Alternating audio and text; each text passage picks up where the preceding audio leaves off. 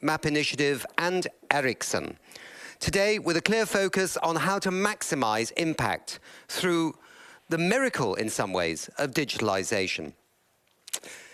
Now, I want to welcome on the stage Ingmar Rentzhog, the CEO and co-founder of We Don't Have Time, and Johan Falk, the CEO and co-founder of the Exponential Roadmap Initiative, who are providing an introduction into this topic for this section on the role of digitalization for a healthy planet. Guys, over to you.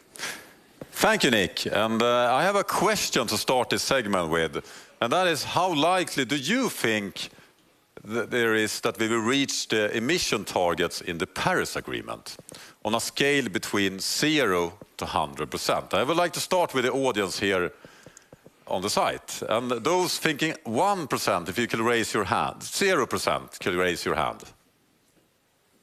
No one thinks 0%. 25%, raise your hand. We have one person thinking 25%, 50%. Some more people. 75%. Ooh. Even more people, and 100%. Not so many 100%. There's one up there. One up there. Yeah, lone. Two. We have asked this question since we started the Stockholm 50 Climate Hub, and we're seeing more positive in the audience. We're also seeing, we're asking this question to the viewers on internet, and they are also getting more positive. I think it was below 5% that thought it was between 76% and 100% from the beginning, and now it's 10%. So we have doubled the positivism here. But if we're thinking of it, we all know what's at stake, and only 10% of us think that we're going to make it. That's not so positive news, right? And I don't agree to this. And I have two reasons about it. Number one is that if we don't think we can solve this crisis, we will never solve it. We must believe that we can do it. Number two is that I, myself, 100% believe that we can do it. And I have some facts to back it up. And the most important fact is the number of people that are working on solutions. 5 years ago, We Don't Have Time had the first global climate conference that we broadcasted, and we had 10,000 viewers. Last year, we had 5 million viewers, and this week, so far, we had 20 million viewers. So the number of people engaged in solutions are growing more than exponentially. But it's not just people, it's also businesses that wants to leave the fossil fuel economy behind. And it was like the young gentleman here told before, they want to do it, but they don't really know how to do it. So we need to help them. But the important thing is that they want to do it. And United Nations have an initiative called Race to Zero, where businesses can join. And as you can see here, it's a lot of businesses that have joined. And in fact, 50% of the whole global economy belongs to a company that are a member of the Race to Zero. So more than half of the economy have pledged to go fossil free. But there is just one little problem. And that is, we need to do this change on time. We're going to reach the emission targets, but we also need to do it in a short time period. And that is what We Don't Have Time is all about. We need to speed up change. And what we have done is created a tool. You can go to wedon'thavetime.org or download the app in your phone. And what you can do is that every time you see someone that are delaying change, you can give them climate warning. You can tell them to act faster, stop doing something stupid. But every time you see someone doing something, doing the climate action, focusing on solution, you give them climate love, rewarding them for that. And this system works. It's just one little thing that we need. We need more people using it. So the most important thing all of us can do is to speed up change. And we have created a tool for that. Isn't that amazing? So use that tool. And regarding the companies, they want to go fossil free, but they need a lot of help. And that's why we have you here, Johan. Right. with the Exponential Roadmap initiative. Yeah. Thank you, Ingmar. I'm all with you. That's why we're bringing together leading transformers and disruptors, all taking action in line with the 1.5 ambition. We started with a few companies, leading companies like Ericsson, but we now have companies representing $1,000 billion in revenue, all with the same mission, to halve emissions by 2030 towards net zero. Their own emissions, but also their value chain emissions, but also contributing to halving global emissions towards net zero. And that is the carbon law. And the carbon law was developed with our chairman, Johan Rockström, 5 years ago. It states we need to halve emissions by 2030 and every decade after that. And that's now part of the UN Race to Zero. It's part of the European goals. It's part of the US goals. So that also shows that we can scale big ideas incredibly fast. But now it's all about action. We are beyond pledges.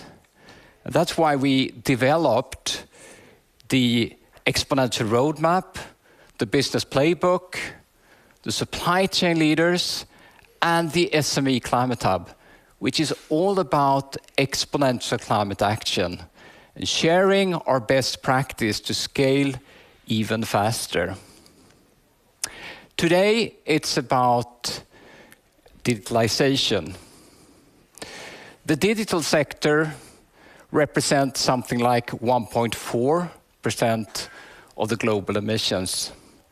But the leading digital companies, they have a compass to halve emissions by 2030, while continuing to scale data traffic and value exponentially, which is incredible. We're very excited today to have leading companies in the value chain from the computer chip all the way to the mobile service, working together actually to achieve zero emissions in the digital value chain. But just as important is how do we apply digitalization to cut emissions in all other sectors, such as energy, food, transport. And thirdly, think about it, digital companies reach billions of people. So how can these companies help people to take more sustainable decisions? So digitalization is absolutely essential if we should be able to achieve our climate goals. Back to you, Nick. Thanks very much, Johan, and thank you very much, Ingmar. And I totally agree with you. I think if we didn't have digitalization, we'd have no chance of meeting the Paris Climate Change Agreement. It's absolutely critical. Thank you very much. It's now my pleasure to welcome on stage Ambassador Elizabeth Cousens, who's the President and CEO of the United Nations Foundation. She is a diplomat and thought leader who has played an influential role in UN policy innovations from peace building to the Sustainable Development Goals and has helped build public-private partnerships to solve global challenges at scale. She's now leading the Foundation's next generation of work to support the United Nations. Elizabeth, you're here. Fantastic. I'm going to let you stand here because that's more important. I'm over here because you're the guest. Here we are in Stockholm, 50 years after 1972. And there now have been some newspaper articles. I think everyone's having a look at, you know, what did we achieve, what didn't we achieve? What's your take on all this? Well, thank you, Nick. First of all, it is fabulous to be here. Thinking exponentially is exactly what we need to do. So this is exactly the right theme. And I'm glad you want to start with what we've gotten done in the last 50 years, because it's really important to remind ourselves of how much progress we've been able to put on the board. So last 50 years, think about a few big things we've gotten done. Hundreds of millions of people lifted out of poverty. We've vanquished diseases. Smallpox is no longer a thing after 1980. We've made HIV/AIDS something that people can actually manage. We had a great run in the 1990s and the 2000s where violent conflict dropped like a stone, and we've obviously done some really big environmental things. We closed the hole in the ozone layer, we negotiated the SDGs, we got the Paris Agreement. You know, every time we look at experience, we see that when we work with nature rather than against nature, we can regenerate, we can restore ecosystems, habitats, species. So there is a lot of progress that we've made, obviously not far enough, fast enough. Good point. And so I suppose the big question for everybody, ordinary people, is that they hear about these big conferences. Here we've got Stockholm +50, and we have COPs this and COPs that, and there's very COPs for many, many treaties going on around the world, the UN General Assembly, and so on and so forth. I mean, where are we stuck, do you think, Elizabeth? Where can we remove roadblocks and get moving faster? Yeah, well, so we are in a race against time, and we are still stuck in some important respects. And I'll just, 3 dimensions of our lives that are stuck, but there is prospect of obviously unsticking them. First, our systems. Every single system that we've created, our food systems, our energy systems, our built environment, they are all moving actually in the wrong direction. They're a drag on the wrong direction. So we need to flip them from being drags to being drivers of change. You know, even some of the most environmentally progressive governments and countries right now are looking at making short-term decisions to meet their energy needs in the wake of the war in Ukraine that could put the 1.5-degree goal irreversibly out of reach. We need to resist that temptation. Second thing that needs to change is obviously our politics. You know, our political systems still don't reward long-term thinking. They don't reward sustained strategy. Our electoral cycles are out of step with the tempo of decision-making that we need. We're obviously not inclusive enough. And of course, now we are all dealing with a new phenomenon, or at least a newly virulent phenomenon of polarization and distrust that's going to make collective action of the kind we need and the scale we need that much harder. And the third is just humans. I mean, we're creatures of habit. Think about how many apps you have to try to set new habits. You know, 5 minutes of meditation in the morning, eat 1 less sugary drink a day. How many steps do you take? We have so many apps for that. But the scale of change that we need to undertake, comprehensive, multidimensional, 360 degrees, every single one of us, you know, that requires muscles that are still in our infancy. And that's something we need very much to build. So we're up against a lot. We're in a race between forces pulling us forward and pulling us back. And everything that can jump us out of those habits at every level is something we need to seize. But I just think you're absolutely right on this political short-termism, because I think it's breathtaking, and I think we've said it many times before in the show, that you can have these governments with decarbonisation targets and promising to reduce their emissions. And then round the back, there's another minister or somebody else in the government with a big spreadsheet out working out how to increase fossil fuel production or how to fund fossil fuels with subsidies. And it's just like breathtaking as it still goes on. But it is change, I think. There is some positivity. Yeah, absolutely. Yeah, what do we do about it? What's the next question? Well, the short answer is we need to do everything bigger and faster. That, in a nutshell, is what we need to do. Yeah. Every transition that we're starting to make, and you've been hearing about a lot of them, need to be sped up and surged. You know, we need global emissions to drop by 45% by 2030, and we need to be at net zero by mid-century, and we're not yet on that path. You know, coal emissions are actually at record highs. And everyone, everywhere, needs to be on board. You know, we spend a lot of time trying to debate and argue about who goes first, when we all need to go. Every single one of us has to go on this path. We may go at different rates, but that's really not the point, because we need to get on the train, and no one can sit on the sidelines. So there are 3 things that I would point people to in the near term that we're also spending a lot of time thinking about. First, the UN Secretary General has called for high ambition coalitions to try to help emerging economies accelerate their transition away from fossil fuels. That isn't just their challenge, it's our collective imperative. So that's one. Second, we need a quantum leap in investment and thinking about adaptation and resilience. You know, look, we're on the brink of an absolutely catastrophic level of hunger in the world right now, and I think you're all well aware of that. That is partly triggered by the war in Ukraine, but it's heavily impacted by year upon year of record-making droughts and climate impacts from the Horn of Africa to Afghanistan. So we've got to do better at that.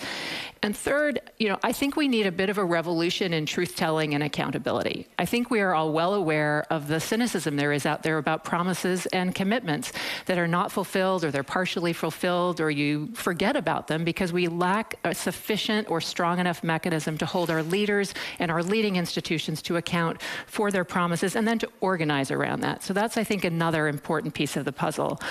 And finally, I'll just say we do have a real opportunity over the next year in some important political moments. Kunming in October, an opportunity to really reverse biodiversity loss. Sharm el-Sheikh in November, obviously, to ratchet up beyond Glasgow to the next steps. We have a lineup of G20s in emerging economies, Indonesia this year, then India, then Brazil. Huge opportunity there. And then next year, we have a summit for the future that will be at the UN and is a real opportunity for the first time to put the interests and the rights of future generations at the heart of our politics. So I think organizing around that gives us some real opportunities. And, you know, we all talk about this all the time. We are at a fork in the road. We have a choice between thinking about a future that we bequeath to our children and grandchildren that could be impoverished and rather desperate, certainly unequal, or we have a breathtaking future that we could choose. That's obviously the path we want to be on. I think everyone watching here today and all of you are all about taking that path. Elizabeth, one quick question. Yeah. UN Foundation, I know what it is. I think some people here will know what it is. But for those that don't know, including the millions of viewers watching this show, what is the UN Foundation? What does it do? Very briefly. Well, we're all about helping the UN and its partners solve collective action challenges at scale. So we've been doing that for 25 years in areas from global health to gender equality to climate. Call us, let us know if you're interested in our work, because we really are all about connecting people from sectors and different geographies to solve some of these great challenges on our horizon. Yeah. And you were set up originally, I think, by money from Ted Turner from CNN. We were exactly right. We were set up 25 years ago with an extraordinary gift from Ted Turner, who wanted to solve global problems because he believed that global problems need global solutions. And as he is on record as saying, he wanted to save everything. Yeah, and it just underlines again that actually business does have a role in all kinds of different ways if it's working in the right direction.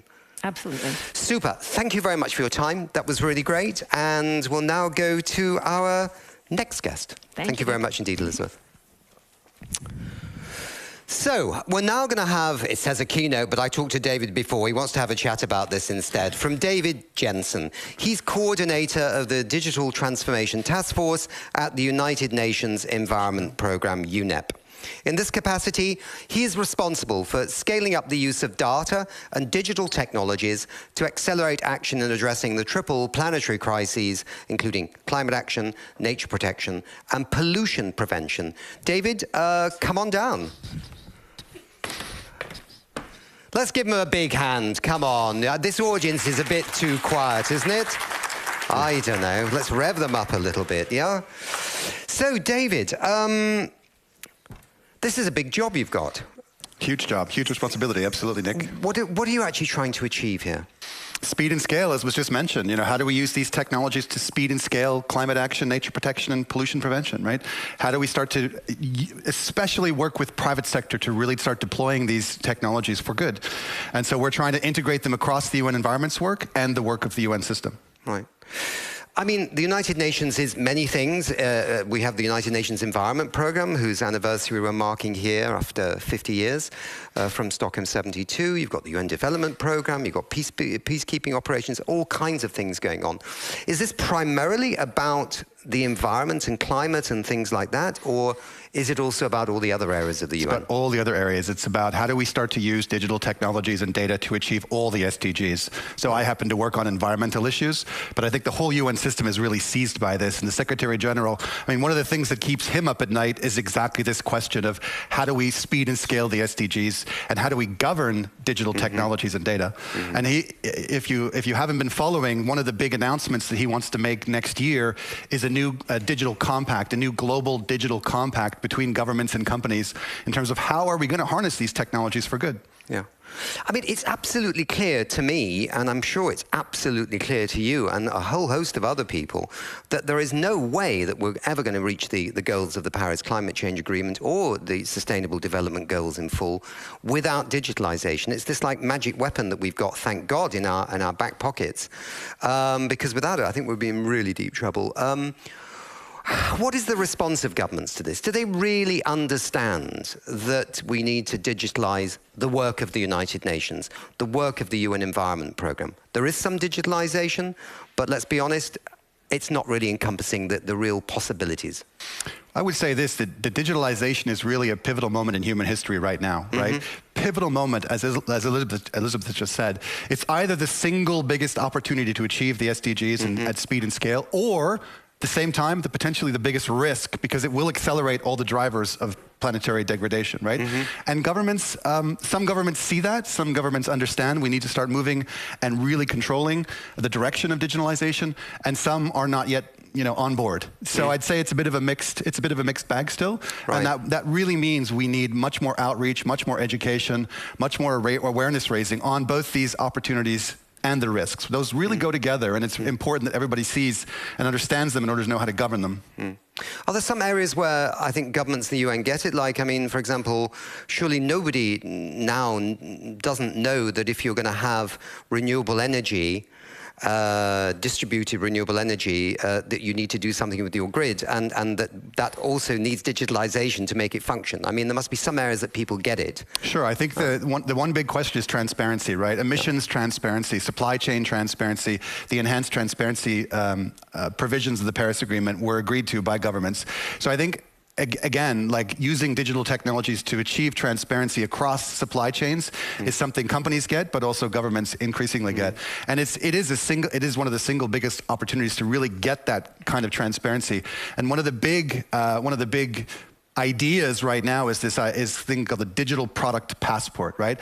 Some kind of QR code where every product has the code and all of its environment and carbon footprint information is embedded. The origin is embedded. All the certificates are embedded. So to give the sort of complete transparency on the environmental footprint of that product. And that's kind of a fundamental step to then start influencing consumers, right? Consumers need information about the footprint of those products. And right now, it's really hard to find. You can't go on Amazon and really figure out, how to compare a washer with, from one company versus another. So that's an essential precondition to bring that transparency. Well, I think that's key to those kinds of examples. I think people get it. And I think the other thing that's important too is perhaps, I still think many governments and even many of our friends in the UN system, I mean, if they watched a show like this over the last 4 or 5 days, the number of examples of innovations that are literally pouring out of the creativity of the human mind, not just in Sweden, which is a bit of an incubator for creativity in this area, but also all over the world. How can we bring it so they go, wow, this is something that we can really change the world with? Yeah, great question. So we've just been at Stockholm +50 around the corner, and yesterday we launched this global action plan for a sustainable planet in the digital age through this coalition. It's a coalition called the Digital Environmental Sustainability Coalition, or CODES, and we're trying to bring together exactly that. Governments, private sector, civil society, people that want to collaborate in using these digital tools and technologies. So we brought 1,000 stakeholders together, and we asked exactly that question. What are the big priorities? How do we bring digital transformation and environmental sustainability together? And yesterday we launched an action plan which tries to take those priorities and actually make them into concrete work items going forward. Okay, David, really best wishes for this work, because it's actually God's work. It's really important that we get this right with so little time left to really get fully on track with these big emergencies.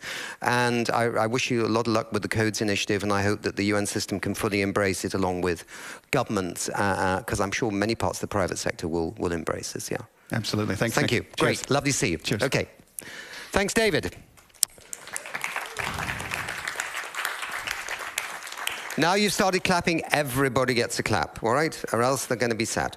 Okay, we're now going to move on to the next segment where we're really going to look at ICT journey from the past, from the present, and into the future of maximizing the impact of digitalization for a healthier planet. I want to invite Åsa Tamsons, who's Senior Vice President and Head of Business Area Technologies and New Business at Ericsson. Yeah, Åsa, come and join us. You've got a keynote. There's the camera. Nice to see you. Nice seeing you. Yeah, good. Nice I'm going to seeing you step all. over here, leave this floor to you. Well, we're in Stockholm, and today is 2022. Thinking back, Stockholm, even before I was born, 1972. This was 5 years after the height of the hippie period. The Cold War was in full swing. And we're really years away from the beginning of the home computers.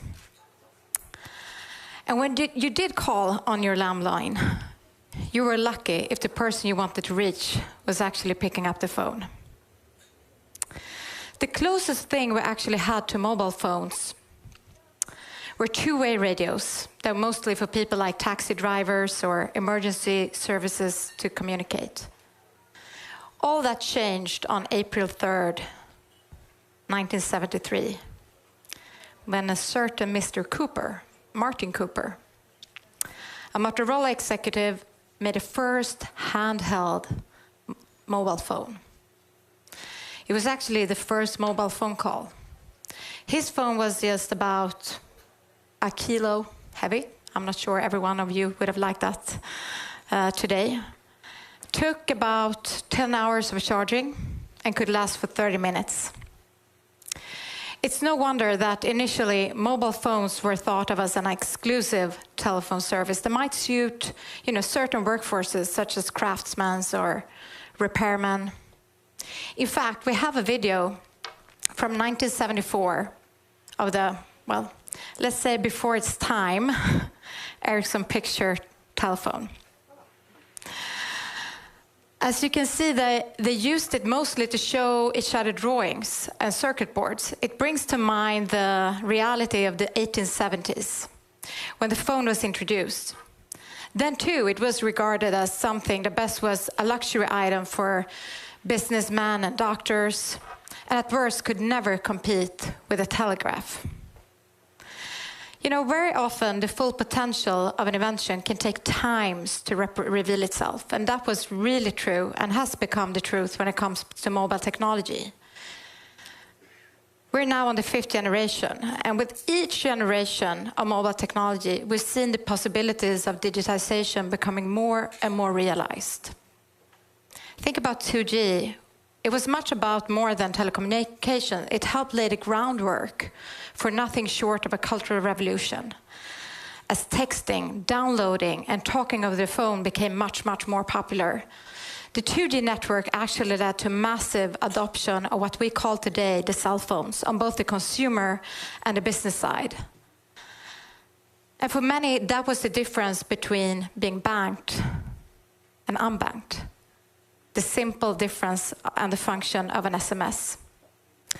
This has changed the world completely. When 3G came, it increased the data transfer capabilities that also led to the rise of new services such as video conferencing, video streaming, and voice over IP, such as Skype. Think about how this has changed the way we could communicate with each other and the way that we were able to reach out to people all over the globe. Ericsson helped TeliaSonera, a Swedish operator, to first deploy 4G in 2009 here in Stockholm, as well as in Oslo in Norway.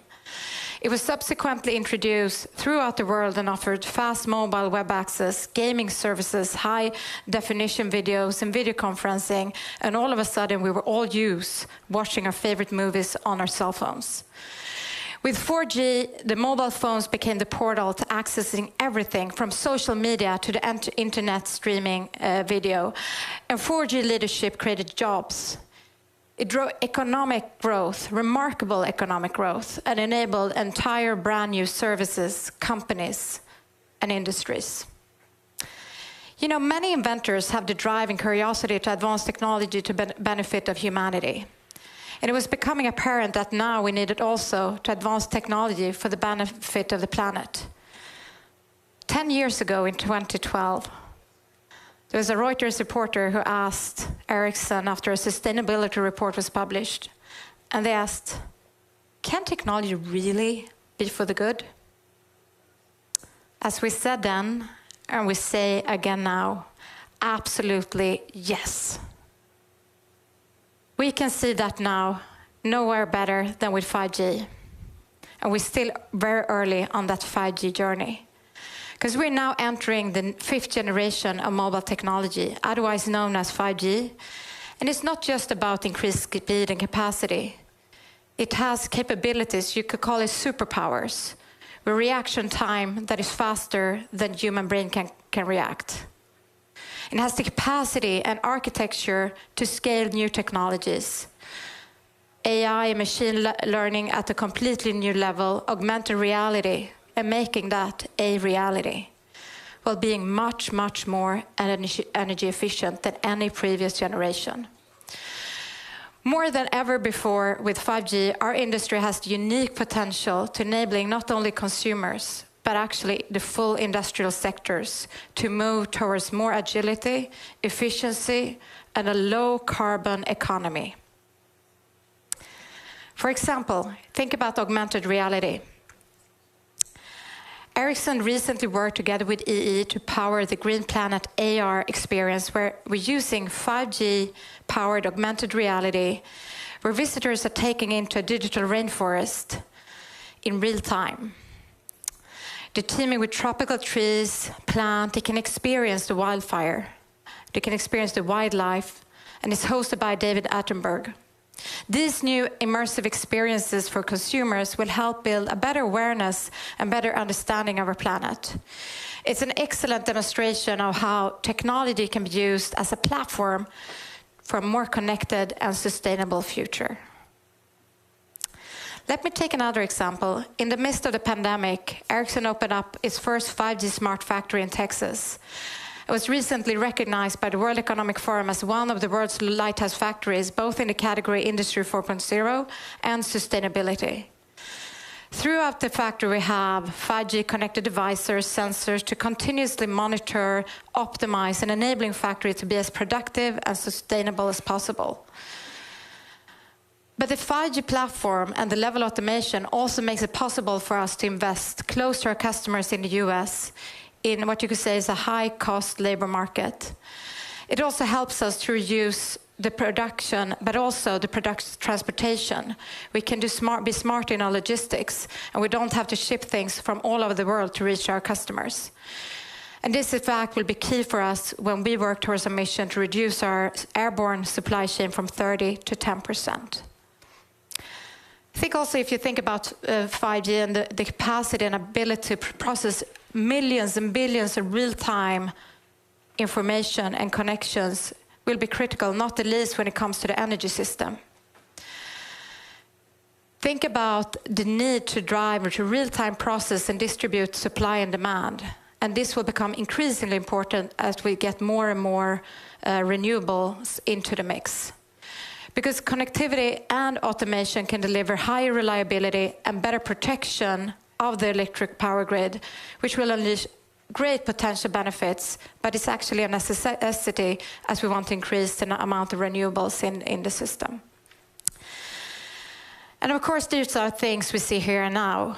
I know there will be so many innovations that we don't even see or understand yet that will happen when we have these new capabilities at our fingertips. It's a new G and a new generation. And while we'll see many inventors continue and enterprises using all this benefit, we at Ericsson are currently busy developing the next generation, the 6G, that will come out in another 10 years.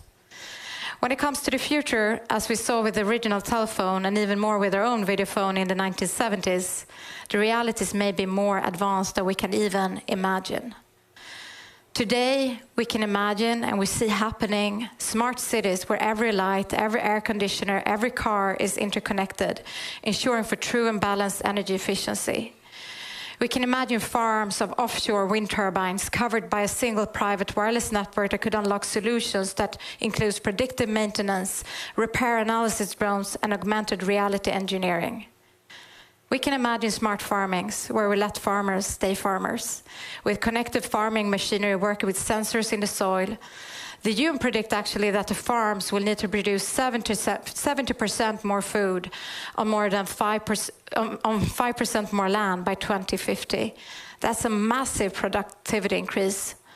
By digitizing 15 to 25% of global agriculture, we can actually increase the global production by 300 million metric tons by 2030, and reduce water consumption at the same time by 150 billion cubic meters every year. So let's be clear, there's no human technology that can fully replace nature's technology that has been perfect over hundreds and millions of years on Earth. We've seen how technology has been developed throughout the times to serve humanity, transforming our society. Now let's use technology to make the most exponential transformation needed so we can protect our planet and move towards a very sustainable future. So I invite everyone here today, scientists, companies, governments, entrepreneurs and innovators, to join us in making this future possible. Because I see societies, entrepreneurs, industries, they're all ready to pioneer. Now we need the support and investments from governments to enable the toolbox, helping us to speed up the rollout of high-capacity, future-proof digital infrastructure, and to do it now. It's been 50 years since the UN convened the first environmental summit, and we don't have time for another 50 years to wait. Thank you. Thank you very much. That was really fascinating. And I was a journalist in the 80s, and I had one of those Vodafone bricks. And no other journalists had this mobile phone, right? I was lucky, and they were like, "Oh, can we call the office? Can we call the office?" I went, "Yeah, sure." And then by the time I had to call the office to actually file the story, which is what you did in those days, the battery was flat. And I had to run down the road carrying this brick to find a telephone box. So yeah, that history is, anyway, the history is great, but the future is even rosier. I fully agree with that. Okay, thanks a lot. Great, thanks for having me. Yeah, bye. All right, now we're going to go to a panel to broaden the discussion. With that, I'd like to introduce Mats Pellbäck Scharp. He's head of sustainability at Ericsson. And he'll be joined by Ellen Kugelberg, Chief Product Officer at Einride, as well as Marc Hoffman, the CEO of E.ON, Sweden. Do we have everybody? Yeah. Good. Then come on down. You're going to sit? I think so. Let's have a little sit, shall we? That might be great. nice. Thank you, thank you. I thought the audience was asleep there for a second, but clearly not. Good. Is Marc joining us, or is he... he's getting the wires on, is he? Okay, fine. Oh, no, he's coming by Zoom. Yeah. Hello, Marc. He's nice to joined see you. So, let's broaden the discussion, as we said. Mats, can you set the context of why digitalization is the enabler of decarbonization in other sectors? In other sectors, yeah, that's, I think, is a key point. And I mean, going back to what Åsa talked about a little bit, I think to make this real, I think all of us are interested in music, right? You stand on stage sometimes. Yeah, I love music. Yeah, exactly. So, and when you were sort of in your heights, then it was like plastic, big things on a sort of recorder and turning around, analog music. And then suddenly the CD came and it started the first wave of digital music. And that is how digitalization happens, really. It is, you move from sort of the analog and then you do the same thing but in digital way. But the disruption happens in the second wave. I mean, from analog to digital, it became, you could have more music on the same disk, it became cheaper to produce, so you sort of had a lot of savings, efficiency gains in the first wave. The second wave is then the disruption. So then suddenly we got, I mean, Napster happened at some universities. They were ripping CDs and sort of exchanging music over internet and listening to it on computers and then on MP3 players. And now, I mean, we can consume how much music we want. Both the production and the consumption doesn't have any impact anymore, more or less. I mean, it's a very, very small part of any impact to, and you can, doesn't matter how much you use it, it's sort of endless. So it's, I mean, talking about the farmers and other things, suddenly it becomes democratic because it's easy and cheap for people to use it. So I think that's a good example of what we have seen when an industry becomes digital. These different ways, the same with the cameras and with a lot of other things. And I think that is what we will see in other industries. And so we will see two ways. And I think that's great to have these companies here, because I think, I mean, Einride is representing the disruption part of this in a way, and E.ON is so proactive on understanding. So I think this will be really interesting to listen to. This isn't very gender balanced because I'm going to Marc next. I We'll be definitely coming to Ellen. So we've just blown a sustainable development goal already by having 2 guys first, and of course a man doing the actual moderation. Anyway, Marc Hoffman. From E.ON, how can the development in the Internet of Things and digitalization drive and enable new sustainable energy solutions? Are you muted, Marc, or has the host? I should be fine. I'm not muted. You're fine now. You're fine now. Yeah. Good. Digitalization is really key in the energy transformation and in decarbonization, electrification. And let me give you an example from Sweden. In Sweden, we are going to double the electricity demand until the 2040, 2045. Doubling, at least. That's what all prognosis, which almost a consensus as of today. So we go from 140 terawatt hours a year to roughly 300 around about.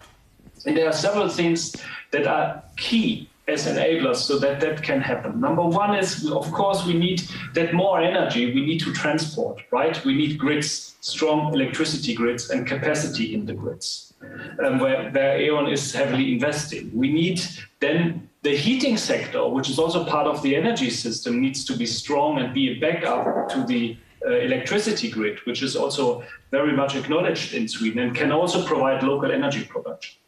Then you need flexibility. You need more energy, more, let's say, fossil-free and renewable energy, and you need really beautiful, nice products for cities, for companies, and for private persons. So this whole energy transformation and system needs to hang along and really needs to develop, and it's growing. And that's due to very good reasons, because it's in Sweden, the key for achieving the climate goals is electrification. So because the Swedish energy system is also, as of today, very fossil-free, I call it now simplified green. So everything that can be electrified, it makes sense from a climate perspective to do so. And in in most of the cases, it's then also very viable business cases also to do so. But we need to do this, now coming to your question, digitization is key because we need to do it very smart and with technology. And let me give you maybe 3 examples, short examples. The first part is when you invest in electricity grids, you can do it in a traditional way, just more lines and more copper and so forth, but you can do it smart, where capacity can be traded, where you can use the flexibility of demand in order to avoid just pure investments in the overhead lines or in the cables, to put it simply. So it's a smart grid that we need. And of course here digitalization plays a very vital role. Next point is, if you go to the heating sector, and we have a product called Ectogrid, which combines heating and cooling, which does not need for heating the high temperatures all the time. And if you then think you save energy, you're much more efficient. And one thing that is really close to our heart is that no energy produced gets wasted.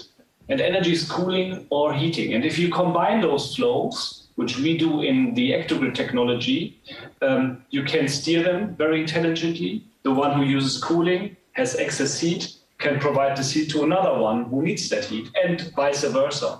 So you make the whole system, in even traditional cooling and heating flows, very, very intelligent. And for that, you need digital. Last example is we need to empower people to also work with their energy, and that you do with a good meter technique, where you then can put devices on that visualizes, okay, I have now so and so many hours in my TV and heat pump or whatsoever, and I can work with my energy demand.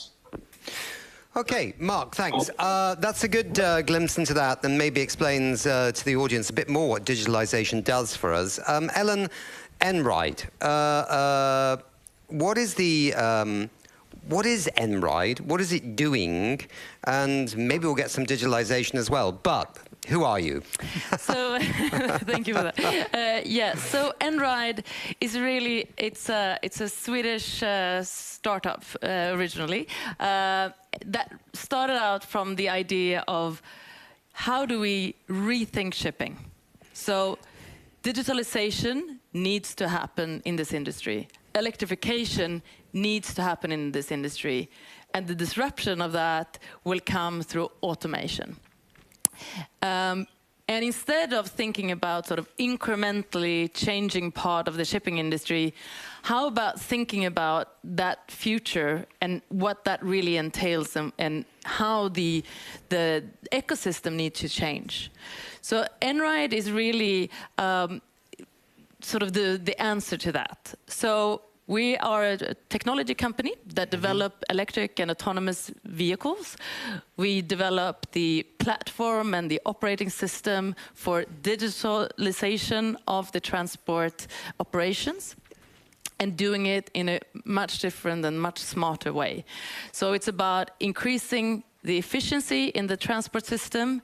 It's about doing it clean and about doing it safe.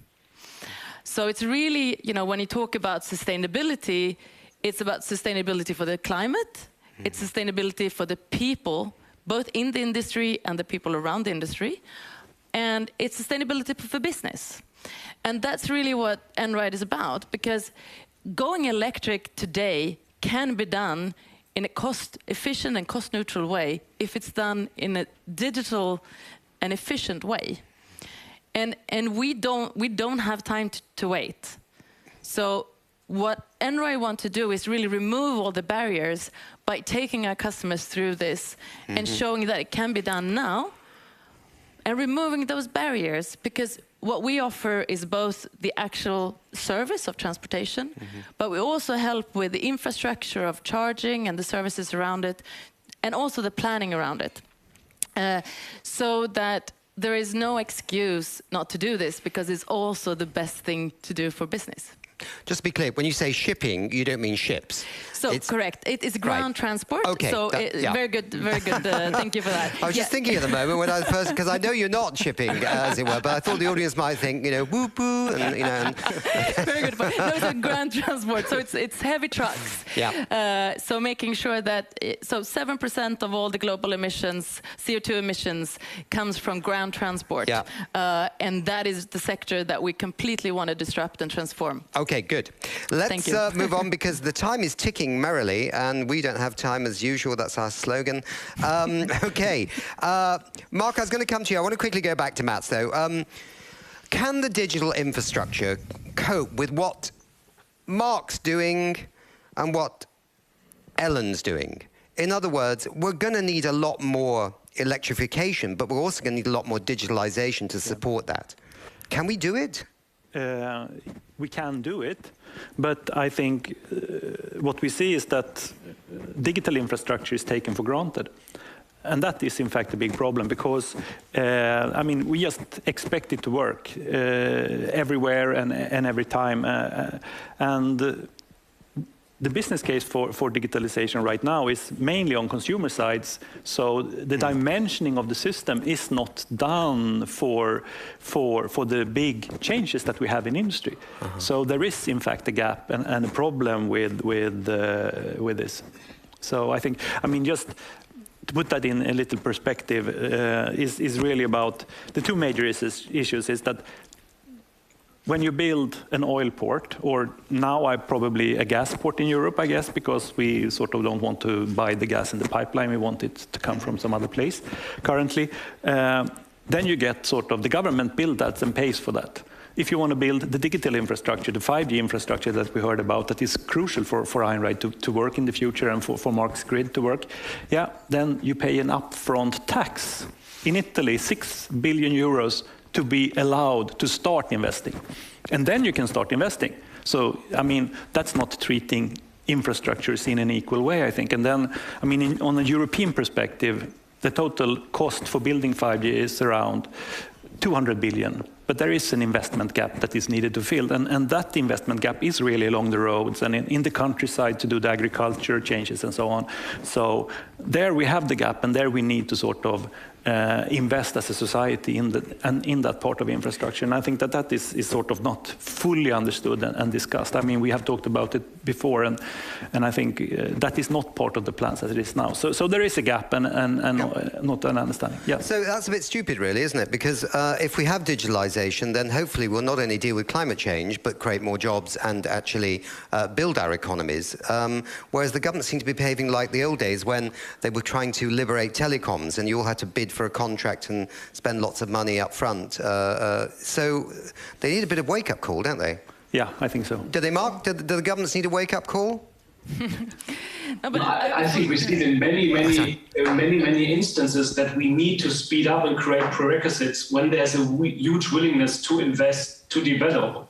And here we need also in terms of administration speed when it comes to permission processes and times.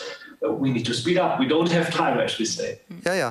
I mean, I was hearing from another truck company the other day in Sweden, another well-known one, doing this kind of thing, who said that even in Europe right now, in terms of charging points, hardly any governments seem to have got their act together. Some have, but if you set off in your truck from Sweden, you know, you might not get very far at the moment.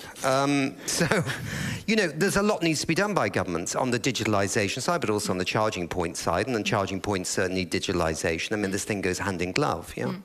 No, absolutely. Both connectivity is super important for us. Of course, our technology would still support to go parts without, otherwise it would not be good technology, but still in order to do it well and effective, the more connectivity we have, the better we can also play in that field. Charging infrastructure, extremely important. We're currently building out some of that ourselves to make sure that we don't stop because of it.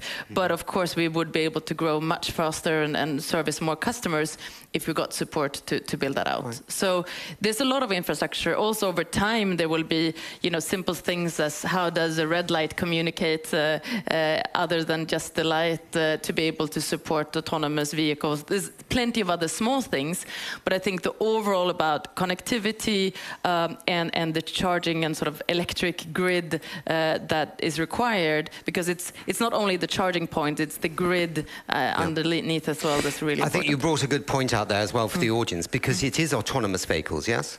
Both, right? It's both. So we both have electric vehicles with drivers, and then we have autonomous electric vehicles. Okay, I think that's an important thing to bring out. Look, we've just completely run out of time, but I want to say thank you very much to everybody. We were just kicking off the first bit of this digitalization. There's a lot more to talk about, and best of luck with all your work. And I think the key take-home message here is that digitalization is going from consumer to actually business, industry, to decarbonize emissions, create jobs, and build a new economy. Okay. Thank you very much indeed. Thank you so much. Thank you. Thank you. Now, let me hand over to Katarina, who is going to moderate this next bit of the section, and thank you so much. Bye.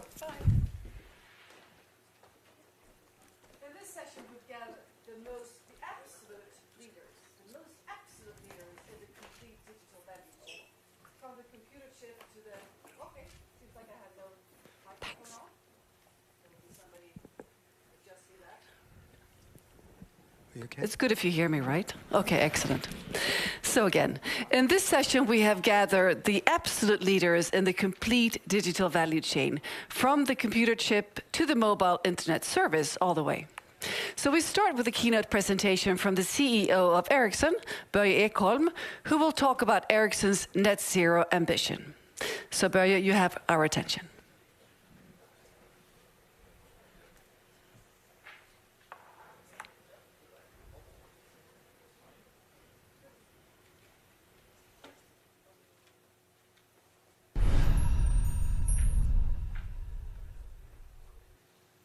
Thank you so much. It's an honor to be with you today. The most recent IPCC report reaffirms the urgent need for global action on climate change. We must act now. It reminds me of my father's expression that the best time to plant a tree was 40 years ago, but now is the second best time. Emissions are higher than ever. the planet is on the brink of irreversible global warming. In fact, according to UN meteorologists, there is now a 50-50 chance that the world will temporarily cross the 1.5 degree threshold sometime in the next 5 years. 50-50. That's not the odds I want on a business decision, and most certainly not that we should have with our most important asset, our planet. We must accelerate the global focus on climate action and environmental protection. This means reaching net zero emissions as soon as possible. In 2021, Ericsson set a long-term ambition to be net zero across our value chain by 2040. This ambition involves us driving concrete action across our supply chain, our portfolio, and in our own activities. We start with ourselves, and we do it in steps that can be measured and followed up. We aim to reach net zero emissions in our own activities by 2030. In the same time frame, we will also reduce emissions from our supply chain and portfolio by half.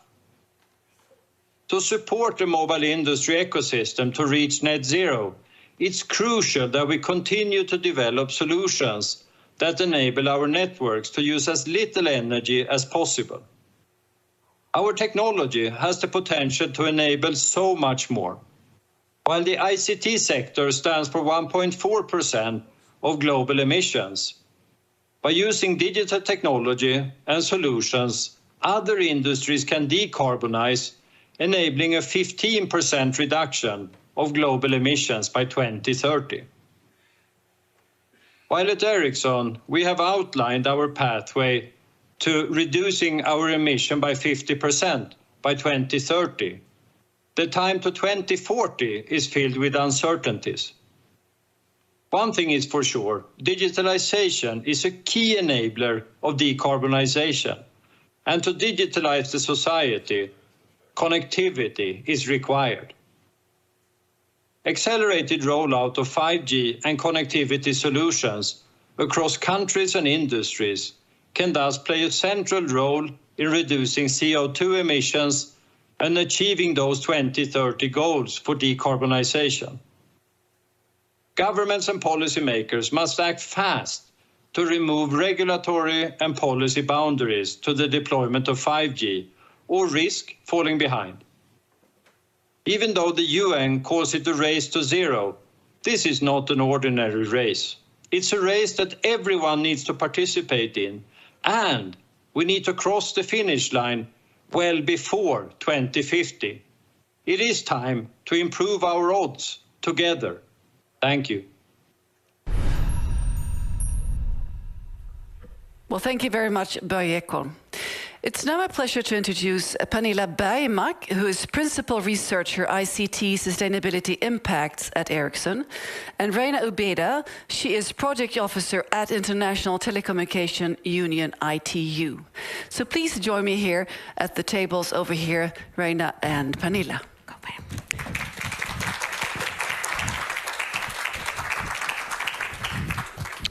Happy to see you. Please join me here. So, Reyna, would you please start by introducing ITU? Yes, thank you. The International Telecommunication Union is a specialized agency for ICT of the United Nations. ITU has a very unique quality because we have a diverse membership, which consists of member states, 193 member states, industry, research institution, academia, etc. So one of the key functions of ITU is the development of standards. And this diverse membership makes the standards very reliable and unique because we have all stakeholders in the discussion. Thank you, Reyna. So, Pernilla, what is the role of companies in the standardization process? Yeah, so within the ITU, you can participate either as a sector member or as a country member. And as a sector member, you bring a lot of expertise. And of course, if you talk about telecommunication networks and the broader standardization scene, that wouldn't exist. It's all about collaboration. But what we do within the ST5, where Reyna and I work, is to look at how could we assess the environmental impacts and potentials of the technology and such things, and also develop trajectories and other things. So we need both the expertise from companies and also to work with national members. Net zero, we talk about net zero all the time. What is net zero in this field? Yeah, so net zero, as per our definition, and we have based that on the UNFCCC. They have this initiative called the Race to Zero, which has been mentioned here before, and there is also Science-Based Targets Initiative. So both of these organizations have defined net zero. So if a company is carbon neutral, it could really mean anything. Yes. But net zero is a much more well-defined term. So it means that you need to reduce as much as you can, and then when there are a smaller residual in the range of, let's say, 10% left, then you have to remove that by constant removals or like for like. So you cannot plant a tree and replace what you have got from oil, so to speak. So that is very important. So no company can say we are net zero today. So it's a tough target. And then compensations are on top of this. So you cannot do this kind of offsetting and say you are net zero, but you have to add it on top. And other things you can do with your technology. That's very good to do other things, but you cannot use it to claim net zero. Thank you for clarifying this. I'm sure some people are slightly confused when it comes to these the terminology of this all. Yeah, sure. And offsetting is, of course, is very debated, and it should be debated. So, Reyna, in terms of standards in climate action, what kind of role do they play? Well, we have heard a lot of many net zero commitment climate pledges, and we believe the standards can make these pledges into action, because standards can provide, as Pernilla was explaining, can provide clear guidance to companies, to countries, to cities, how to reach the Paris Agreement and also to reach net zero. For example, on the screen you can see there is a slide on one of the standards that was developed by the members of ITU, which provide clear guidance to the ICT sector on how to the trajectories of the GHG emissions to cut to 45%, and this is a standard that was approved by the Science-Based Target Initiative, and it was a collaboration together with other organizations such as GESI, SBTI, GSMA, and IEA, and based on this standard, it was also provided another standard that provide the ICT sector guidance on how to reach the net zero, to provide clear targets to the net zero, which was also explained by Pernilla just a few seconds ago. And part of the collaboration is very important for us. And one of the four speakers, David Jensen, was explaining about CODES initiative. And we collaborate, as ITU, we collaborate with other UN agencies. We are also collaborating with the CODES, and we hope that ITU can play a key role on the CODES initiative, because there are 7 impact initiatives that we can collaborate with the development of standards to help countries also to reach the circular economy with smart energy solutions for data center, telecom center, etc. So thank you. Thank you, Reyna. So what would you say is the most important aspect of collaboration from the standardization's perspective? That as I mentioned before, we have also this diverse membership in ITU. So we have the member states, and we also have the sector members and research institutes. So you have a very diverse of stakeholders. So you hear everyone's perspective, and also you can hear not only from one region, but from different regions, from Africa, from Europe, from Latin America. So this is very important. And also the collaboration, because we don't duplicate efforts, but we work together for one goal. So it's really learning experiences, collaboration, one can say. That you learn from each other and also speed up the transition. Yes. Well, thank you. So Pernilla, the next important steps from your side, what is that? What are those? There might be many. I think there are many steps that are important. One is, of course, that we need to scale. We need to scale beyond the front runners that we see reoccurring all the time. We need to accelerate. It's already quite bad with the climate. We need to expand our work to cover not only climate, but also look into all planetary boundaries. So we have started such work. For instance, loss of biodiversity? Yeah, yes. That's included. Yeah, thank you for clarifying. And I think we need to realize that pledges and measurements are only meaningful if they trigger action. And finally, we heard Börje talk about planting trees, and I think we need to plant our tree now because we missed the opportunity in 1972. We did indeed. Or we worked forward. Yes, well. Yeah, speed up. Yes. Speed there is a big need for speed. So Reyna, from the ITU perspective, what is next? Well, we continue working with our members in the development of standards. You know, technology advanced a lot, so we need to keep developing standards because if you heard when in the discussion, there are still standards needed. So collaboration for us, as I mentioned, it's key.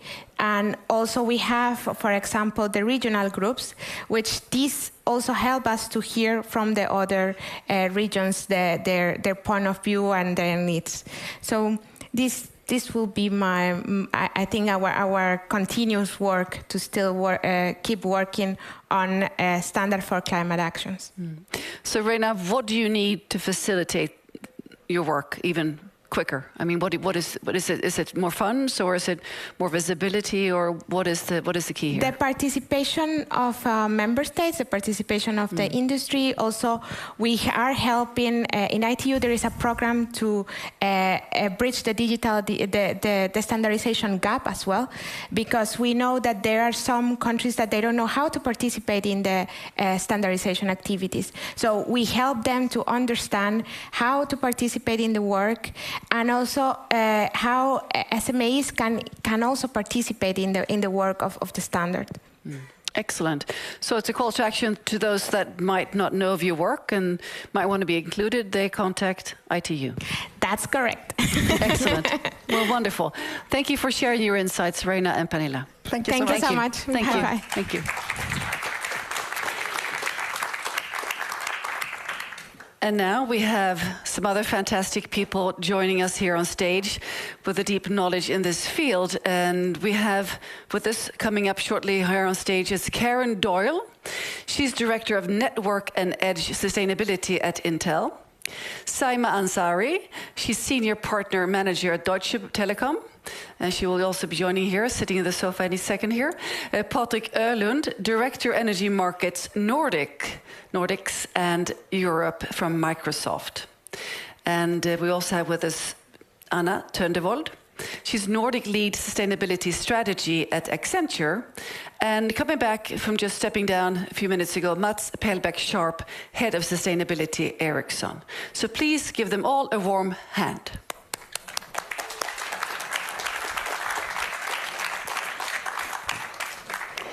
Please join me here in the sofa corner. And with us, of course, not on stage, but on the screen, are two of the panelists, so it won't be that crowded in the sofa. So wonderful. Karen Doyle, you're with us here on the stage. Wonderful. And also Saima. It looks like you're in Stockholm because of the backdrop, but you're not. But we're very happy to have you with us here on this huge screen. So let's start addressing a question to Mats. You have come together here today, and what is really the reason? Can you explain what this talk about value chains is about? Yeah, I think value chain is a term that is becoming more and more important in the whole climate action, and I think it's a realization that we are so dependent on each other. So I think this is really a good example of that, because here together we have different parts of the value chain, and in this particular moment our value chain, but also then the value chain of each other's. So that is the key. I mean, our biggest impact from a sustainability perspective is the use of our products. So that is Saima's own activities, so to say.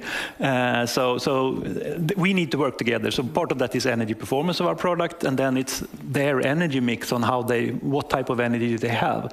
So going over to renewable. So there we need to sort of find that out. And then when we have solved that problem in a way, then of course we need to look at our supply chain, the suppliers, and then Intel is sort of a key part of our product. So then we need to work with that to reduce that, and that is sort of our supply chain emissions comes in that sense. So I think all of us are dependent on each other when it comes to the value chain approach, and by that it creates a way of, or a necessity to work together, and I think that is probably why it's becoming more and more important. So that is why value chain is becoming important. Excellent, and we're talking about it more and more in other fields of the economy too, but feels like you've been very early on speaking of value chains in the ICT business. You're all front runners here, obviously, that's why you're here, but let's start talk about the net zero strategy at Ericsson. What are your goals? How are you going to reach them, and what is the take here? Yeah, I think Börje already said that we are aiming to be net zero by 2040. And I think that is an ambitious target because we are selling products in 150 countries of the world. So sort of transforming all our customers' energy consumptions or energy production into that is of course a challenging part, as well as working with the supply chains. So that is one of our targets. But I think one of the key elements that we are pointing at is 2040 is a really good ambition, but what we need to do is half by 2030. I mean, what we're doing now and until 2025 and then 2030 will determine if 2040 is good enough or not, in a way. The halving is key. Yeah. So, Karen, would you please continue to talk about the perspective from Intel's side from the halving? Yeah, sure. Thanks very much for having me here today. Intel has a long history of environmental commitment, and we began our environmental reporting in the early 90s. And over 2 decades, we've set aggressive greenhouse gas reduction goals to conserve energy and minimize emissions. But it's only, I guess we launched our RISE strategy in 2020 with some goals for 2030. And we're still on track and measuring towards those. But in April, we announced additional goals around sustainability, including our commitment to achieve net zero greenhouse gases in our own operations, that's scope 1 and 2, by 2040. And as Mats just said, sort of as a global manufacturer, achieving net zero in our operations is going to be a significant challenge because many of the solutions that we need just don't exist yet. We are going to require significant research and development and investment, but it's absolutely the right thing to do. And as Matt said, it's going to take work throughout our supply chain and the industry to kind of make that happen. So we'll continue our investment in sustainable manufacturing and sustainable chemistry, and we'll launch a cross-semiconductor industry R&D initiative to help identify greener chemicals and new abatement equipment. But in terms of, I suppose, working towards those goals, we have a goal of being 100% renewable energy by 2030, and we reached 100% renewable in our US and European operations since 2020, and in 21 we added Malaysia to that, and globally we were at 80%. We have many energy conservation projects like efficient lighting, chilled water cooling, compressed air in our manufacturing process, including heat recovery. And we've, since 2020, we've reduced operational energy by 486 million kilowatt hours towards our goal of saving 4 billion kilowatt hours by 2030. Applying circular economy principles across the supply chain is also a cornerstone of our strategy. And our supply chain plays a pivotal role in our waste reduction or reclaiming of precious metal and extending the useful life of our equipment. And from a product energy perspective, as part of the many goals we've set, we plan to increase our product energy 10x for client and server processors by 2030. But I guess, the challenge, as we outlined, is that, it's the complete supply chain, and innovation is key, collaboration is key, as, many of the solutions that we need do not yet exist. Well, thank you very much. Let's move to Saima from Deutsche Telekom.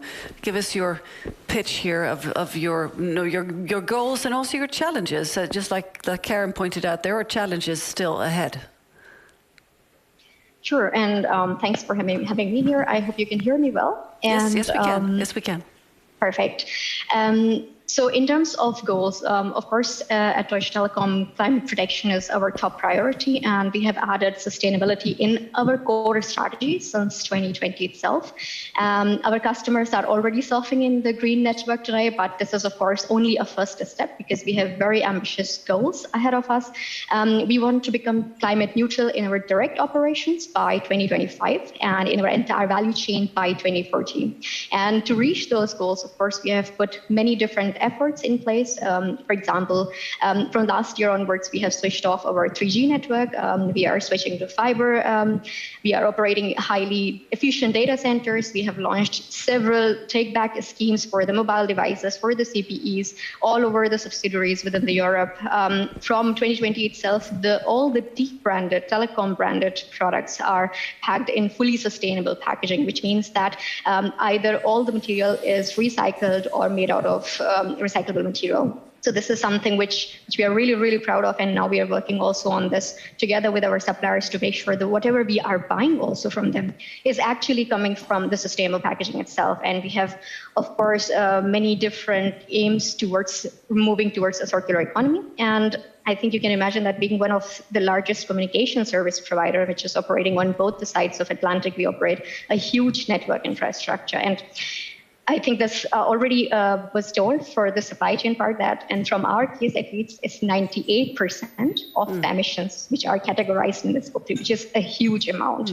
And we are working heavily with our value chain partners to achieve our goal, to achieve our net zero goal. And I'm also proud to say that from this month onwards, our sustainability criteria is actually factored into the overall procurement process, which means that besides technology, prices, and so on, vendor sustainability will play a key decision factor in terms of procurement. So whatever we buy, we keep sustainability in mind. On top of that, every executive at Deutsche Telekom is, of course, incentivized against our sustainability goals. And we make sure that we deliver against the goals. And we are also working with the partners. And I'm really happy to say that the entire ICT sector is actually moving towards the same goal. So we are actually in the same boat. And we are working hand in hand. Thank you, Saima. So what are the key challenges for you ahead? This is coming from this monstrous portion, like you understood, a 98%. And within this 98%, we are trying to understand the scope, the tier 1, tier 2 suppliers, where those emissions are generated. And here the disclosure and the measurement part plays a very key role because you cannot actually reduce what you can't measure. So it means that we not only need to understand, we also need to see where those emissions are coming from the supply chain, how we can collaborate with the suppliers and help them, of course, to disclose that. We are working with CDP, for example. We are also motivating our suppliers to disclose their emissions. And this is something which is also a challenge because we are not able to find out every single time, every single thing from our value chain. And I think this is where we need to work heavily. Thank you very much, Saima. Mats, I actually didn't give you a chance to talk about the challenges that you have at Ericsson. You just talk about the goals. So what are your challenges? The main ones. I think we have heard it several times here. It's really about the data, getting the data, both from sort of the user phase, from all our customers, all the users out in the world, but also from the whole supply chain. So I think there is one of the huge challenges is really about data and I mean, we have done our calculations, but it's based on sort of having an aggregated high-level data and knowing from different life cycle assessment and studies what we have. But if we want to see and track the change, we really need to see each detailed part to see, okay, we have improved this much then. So it's getting all this data together. I think that is probably the main challenge.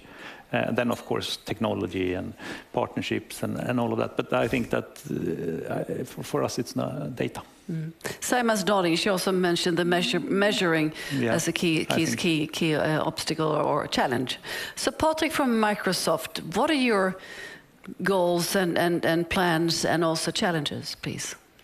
Yeah, okay. So at Microsoft, we have committed ourselves to become carbon negative by 2030.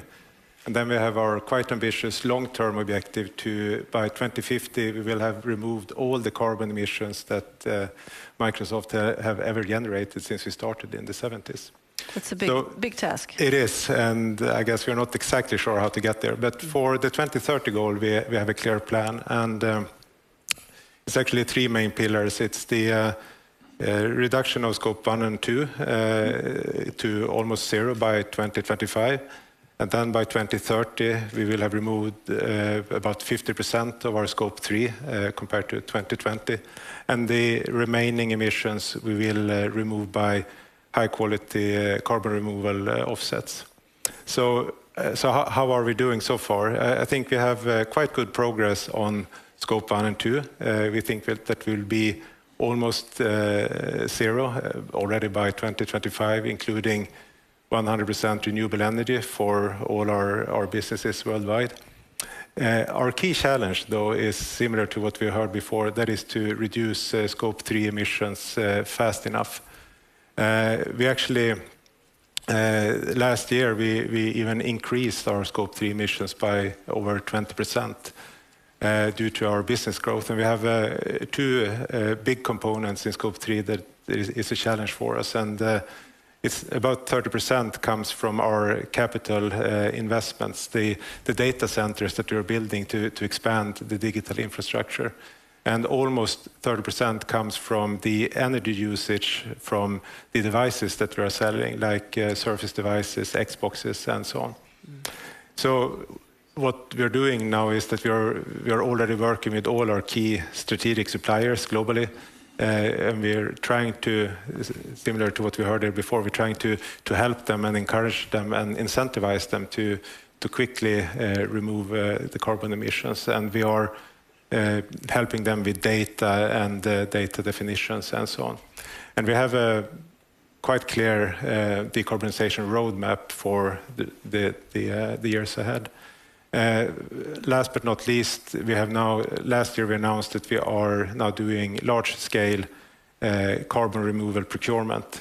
So we have a carbon removal program globally, and we are now accelerating those efforts as well. And that will be what type of techniques primarily?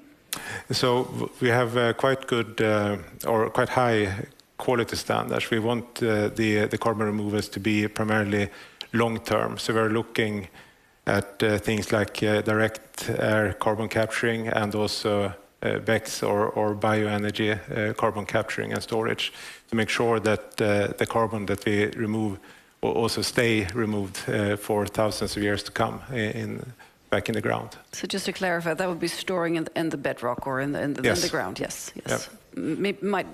Not everybody might be familiar with the BECCS acronym. Yeah. So, okay, thank you very much, Patrick. Over to you, Anna, at Accenture, your goals and your visions and also, of course, the challenges. Yeah, so Accenture, we are a service provider. So globally, we have 700,000 employees. So a little bit different to the other panelists here, we are really a people business. And at the core of what we do is being a trusted advisor to our clients. And to be trusted, it's becoming even more important that we take our own responsibility. So that's why our leadership has really made sustainability one of our top strategic priorities. And globally, we set a target to be net zero by 2025. So our net zero target is global, and globally we have our biggest footprint in scope 2. So one of our key targets is to shift to renewable energy. And this can be a challenge being a global company. In some countries where we operate, there is no access to renewable energy. So here we partnering with our suppliers and with our clients, really to co-invest in solar and wind. And that's global, but then we have regional differences, and here in the Nordics we have ample access to renewable energy. So for us here in the Nordics, Scope 3 becomes our major challenge, especially business travel. So obviously during COVID-19 that has been next to zero, but what we're working on now, when our borders are opening, we really need to try to limit our emissions and not go back to pre-COVID levels. So we've set a target in Sweden to limit our pre-COVID emissions to 50%. And so we're providing our employees and our colleagues with tools, with knowledge to minimize their business travels. And I think this, maybe to your question here about the challenges, this is one of our key challenges, really. We are a service provider. We serve our customers and their needs. So if our clients haven't set the same ambitious targets as we have with regards to business travel, here it could be a conflict or a challenge for us to impose such recommendations. So what we need to do, and I think we've heard this before, is really to collaborate with our clients and with our partners to set joint targets. So something that I'm excited about is that now for every project that we do, we are trying to set joint targets and understand how we could reduce the total emission of each project. And obviously we want to take our responsibility and lower our emissions, but where we can have the biggest impact is if we work with our clients to reduce our total impact together. Thank you very much. Back to you, Patrick. I didn't give you a chance to talk about your challenges because I was in the Beck's explanation. So what are the key challenges for Microsoft? So it is really a high level. It is to reduce Scope 3 emissions and to do it fast enough. And for the two main components that I mentioned, for the carbon emissions coming from us building infrastructure and building data centers and so on. Of course, for us to reduce carbon emissions, we need fossil-free steel, we need fossil-free concrete, and we want to buy it now. Again, the value chains. Exactly, yeah. So we need that faster. And the other part, the energy consumption from our devices that we are selling, that requires a decarbonization of the electrical grids, of course. And we are doing our part to drive more renewables and so on, but it's not going fast enough. So that's the biggest challenge. And also I should say, I should add, it is the same for us as for everybody else. It is to find reliable information, reliable data, to get the information that is accurate and that you can use to track emissions. That's a challenge. And of course, us being a data-driven company, we also have solutions for that, of course, and we are constantly developing new methods for our customers to track Scope 3 emissions. So we're all talking here about the need for speed, and let's now move on to talk about how we can accelerate this race to net zero by addressing the challenges that you all pointed out here. I know, Mats, that you have identified 3 areas where you could really push. Yes, I think for us the key elements are really the energy performance of the products and the mix of renewable energy. So that is, I think, I mean, it goes for the data centers as well, and so you have to sort of, the hierarchy within net zero work is really to start by reducing and then transforming it into renewables, and I think that's sort of the key element. And then I think all of us are struggling with the supply chains after that. So I think that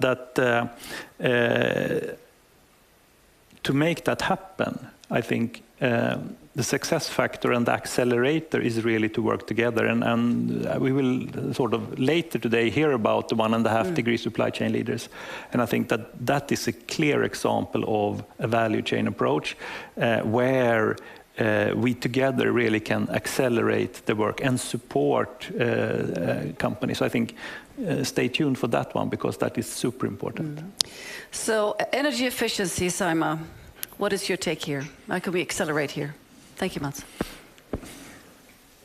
So if I talk as a telecom operator, so from Deutsche Telekom, energy consumption is, if you look at the overall energy consumption, a huge portion of the energy requirement is only coming from operating of our network infrastructure. And probably after people, electricity bill is one of the biggest OPEX bucket that we have right now. And this will be potentially also the case in the future because we are constantly expanding our networks. And of course, the demands that are placed on our network are also growing yearly.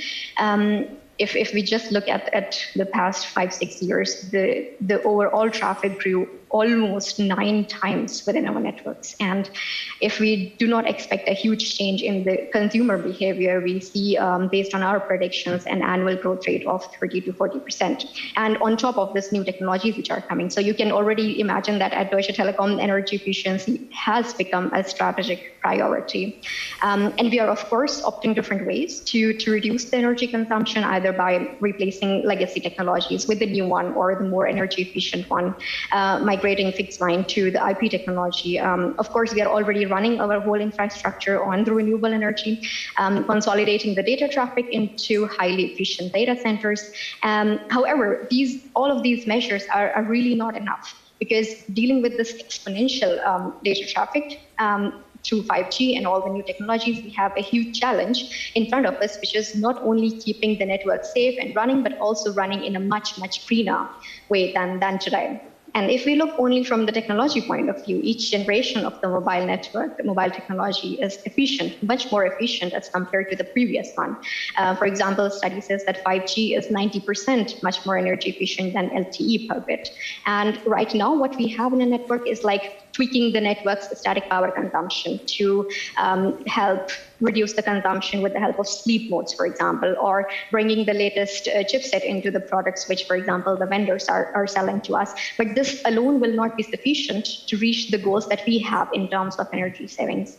And if we really want to maintain the network quality that we have, and also the balance between the trade-off and the best performance and the sustainability, I believe that we need the support from the technologies like artificial intelligence, automation, and so on and so on. At Deutsche Telekom, we are currently exploring the use of AI to understand our networks better, from the prediction and from looking into the past to see where the data patterns are going and how we can use that information to turn on and off the networks. I have to interrupt you here. I'm sorry, Saima, but we have 2 more areas that we need to cover. So I love your enthusiasm. But let's move on to talk about circularity and also materials, Anna. What could we do here? So I think, to put this in the perspective of the net zero targets, and maybe let me just spend a short time just introducing what circularity means. So for those who are not familiar with that concept, it's really about reusing products, components, materials in successive cycles. So we need to change the way we use, produce, and dispose products so that we eliminate waste. And by doing so, we would then reduce the need to extract raw materials to produce new products. Absolutely. And therefore reduce the associated emissions. And our research indicates that 40% of global greenhouse gas emissions could be reduced by the circular economy. So that's why it's so fundamental for this shift to net zero. It's needed for businesses to reach their targets. And then if you put that into the context of the digital sector. So we did a study where we looked at where are the biggest waste and inefficiencies in the value chain, and we identified that 99% of waste occurs in the network, in the operations. So this is where most efforts needs to be taken in order to accelerate that. How can we think about reusing, repairing, maintaining equipment and assets in our operations, create second-hand markets, and fundamentally really redesign the entire value chain. And I think this goes back to how do we accelerate, and my favorite recommendation today, collaborate. We need to collaborate. No one can solve the circular economy by themselves. Excellent. So Karen from Intel, how about radical innovations from your perspective? That's another area we need to cover before we finish in 1 minute and 40 seconds. 1 minute, that's okay, won't waste the time. I think we've got innovation across the board in a lot of different areas. I've mentioned the product efficiency already. On the platform side, we're looking at modularity. We're looking at bio-based printed circuit boards, investing in those areas to kind of help in separation of materials and components when recycling and reduce overall electronic waste. It kind of ties back to that circular economy topic that was just mentioned. We do, like Saima said, also see AI-based solutions as, part of our future. They can be used to measure, monitor power consumption, and based on pattern usages, can manage and optimize and save energy. And we have the technology now through our programmable hardware and open software to deliver those capabilities. And we're working with our customers to enable greener solutions. Also, in May, we announced plans for a state-of-the-art research and development mega lab focused on innovative data center technologies, looking at things like heat, cooling, heat recapture and water usage. And we're going to be hosting an advanced technology showcase so that customers and partners can work with us and our products in these new data center environments to kind of really drive that acceleration of energy efficiency. And I guess, to sum up, like, as part of our DNA, we have to seek out opportunities to improve technology and use our technology innovations for good across all of our business and industries and help solve these big problems and protect the planet. So Thank you, Karen. I'd like Patrick also to be able to answer a question in terms of being role models. The ICT industry, Mats and Patrick, please you start, Patrick. How important is it for you to be role models? It's for other sectors in society. No, it's super important. So take renewable energy, for instance. We are one of the largest buyers of renewable energy in the world today. We have almost 100%, but according to the greenhouse gas protocol. But we don't think that is enough. We want to go beyond that and go into hourly matching. And we realize that us doing that and us driving that type of development will not change the world itself. But we hope that that type of action, that type of market development can help inspire others. And it's only together we can achieve the goal, right? So leading by example, it's super important for us. Thank you, Patrick. And Mats, the final word. Yeah, you started it all by explaining the value chains. This was a great example of value chain collaboration. Definitely, and I mean, teeing up for the next panel, I think the collaboration that we do in supply chain, that includes also sort of renewable energy. And just to give an example of our industry uses around 4% of the electricity of the world to run our networks. 4%. 45% of all new built renewable energy through power purchase agreement is procured by our industry. So 10 times. So, I mean, that is leading by example, I think, driving the market as Microsoft. Our customers and also our suppliers are really leading the way. So I think that is a great example of an industry that takes the lead. Excellent. You're taking the lead. We count on you. Thank you very much, Saima. Thank you very much, Karen, Patrick, Anna, and Mats. Thank you. Thank you. Thank you. So in this next session, we have gathered some of the 1.5-degree supply chain leaders group, which is part of the Exponential Roadmap initiative, also supported by the We Mean Business Coalition. So we have entering the stage here and the screens. So we're starting with a screen person here, Gabrielle Giner. She's head of environmental sustainability at BT. And with us also on Zoom, we have Carlo Manuel Draut, responsible business and human rights manager at Telefonica. And here in the studio, we will be joined by Louise Rebinder, responsible sourcing manager at Ericsson. Please join me, Louise. And we also have with us Madeleine Nordqvist, environmental strategy and operation lead from Telia. So please take a seat here in the sofa. Both of you, and we can see we have our panelists here joined us by Zoom. It's so wonderful with such big pictures. It feels like you're really here with us. Terrific. So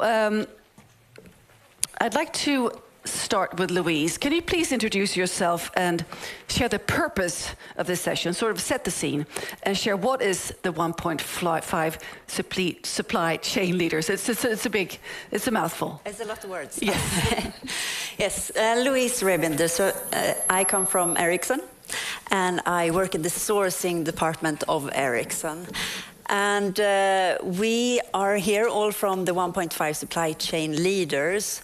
And the why of the 1.5 supply chain leaders is really that it came from necessity. I saw personally, starting to work with supplier engagement and the supplier climate action for Ericsson, that there was a great need for collaboration. So I felt really small when I started working with this, comparing myself and ourselves as Ericsson. Even if we're a large company, we're very small compared to the global supply chain. So we really need to collaborate if we're going to get this going. So the 1.5 supply chain leaders, it's collaborating around the message of halving emissions by 2030. And we're discussing, we're inspiring each other, and we're working together, finding best practices around this, but also making sure that we're really sharing this to others, all the best practices, trying to make sure that others can go on this journey a little bit quicker than if they had done this on their own. So that is a little bit of the why of the supply chain leaders. And here in this panel, we will be talking about also what individual companies do and what we do as a group. And I myself, I talk from Ericsson perspective, but also a little bit from the Exponential roadmap, the organization behind the 1.5 supply chain leaders. Well, thank you very much, Louise. Madeleine, could you please shortly, just briefly here, tell us about what you're doing in this team here?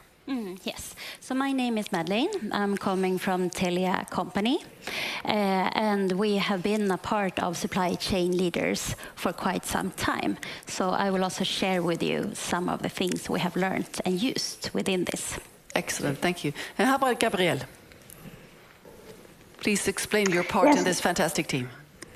Yes, hello, I'm Gabrielle Guinea, Head of Environmental Sustainability at BT, formerly British Telecom, so we're the main telecoms operator in the UK, and I'm joining you from London, and I'm going to talk a bit about why we joined 1.5 supply chain leaders and the activities that we are undertaking to engage suppliers.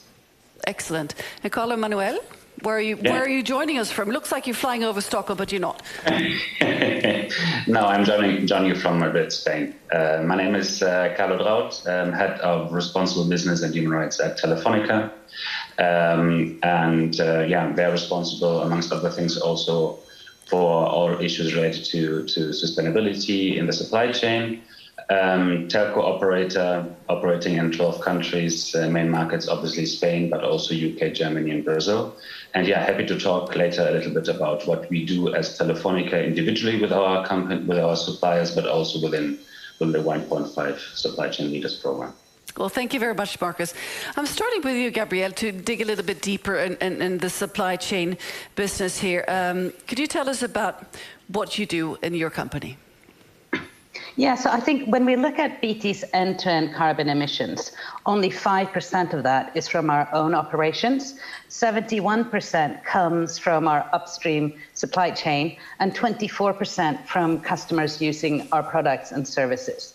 So if we want to reach our net zero targets, which are 2030 for our operations, but 2040 for our supply chain and customer emissions, we really need to work with our suppliers to get them to reduce theirs. So some of the initiatives that we are undertaking, we're using our purchasing power. So 15% of BT purchasing criteria is linked to environmental sustainability and human rights. And suppliers are even assessed before we onboard them around their environmental sustainability. Secondly, suppliers with a contract value of over 25 million need to have a net zero science-based target, and if they don't, they need to put one in place within 6 months. We have built a carbon reduction clause into key contracts. So basically, when we are negotiating a contract with a supplier, we ask the supplier that they need to put in a clause that commits them to reduce their carbon emissions over the term of the contract with BT. And I think that's important because that changes the dialogue away from just sustainability people talking to sustainability people to this being, a contract requirement. So it goes to executive reviews, etc. We also encourage our suppliers to report to CDP. I think disclosing climate and carbon information to CDP makes companies think about what they're doing in this space, and they can start understanding, well, how can they improve? We drive innovation. So we have something we call the BT Game Changing Challenge, which is basically where we invite suppliers to come in and pitch their ideas on sustainability, what they're doing, how they can reduce carbon emissions. And then we award a winner in that space, and BT will then work with that supplier on that idea. But as we've heard in this panel and other panels about collaboration, and I think for us joining 1.5 supply chain leaders was we had seen how working with others had worked so well in the past, RE100, EV100, the Science Based Targets Initiative. So for us, it's so important to work with NGOs, with other organizations, trade associations, and with policymakers. So just to give one example, here in the UK, we've worked with the UK government to encourage small businesses to sign up to the SME Climate Hub.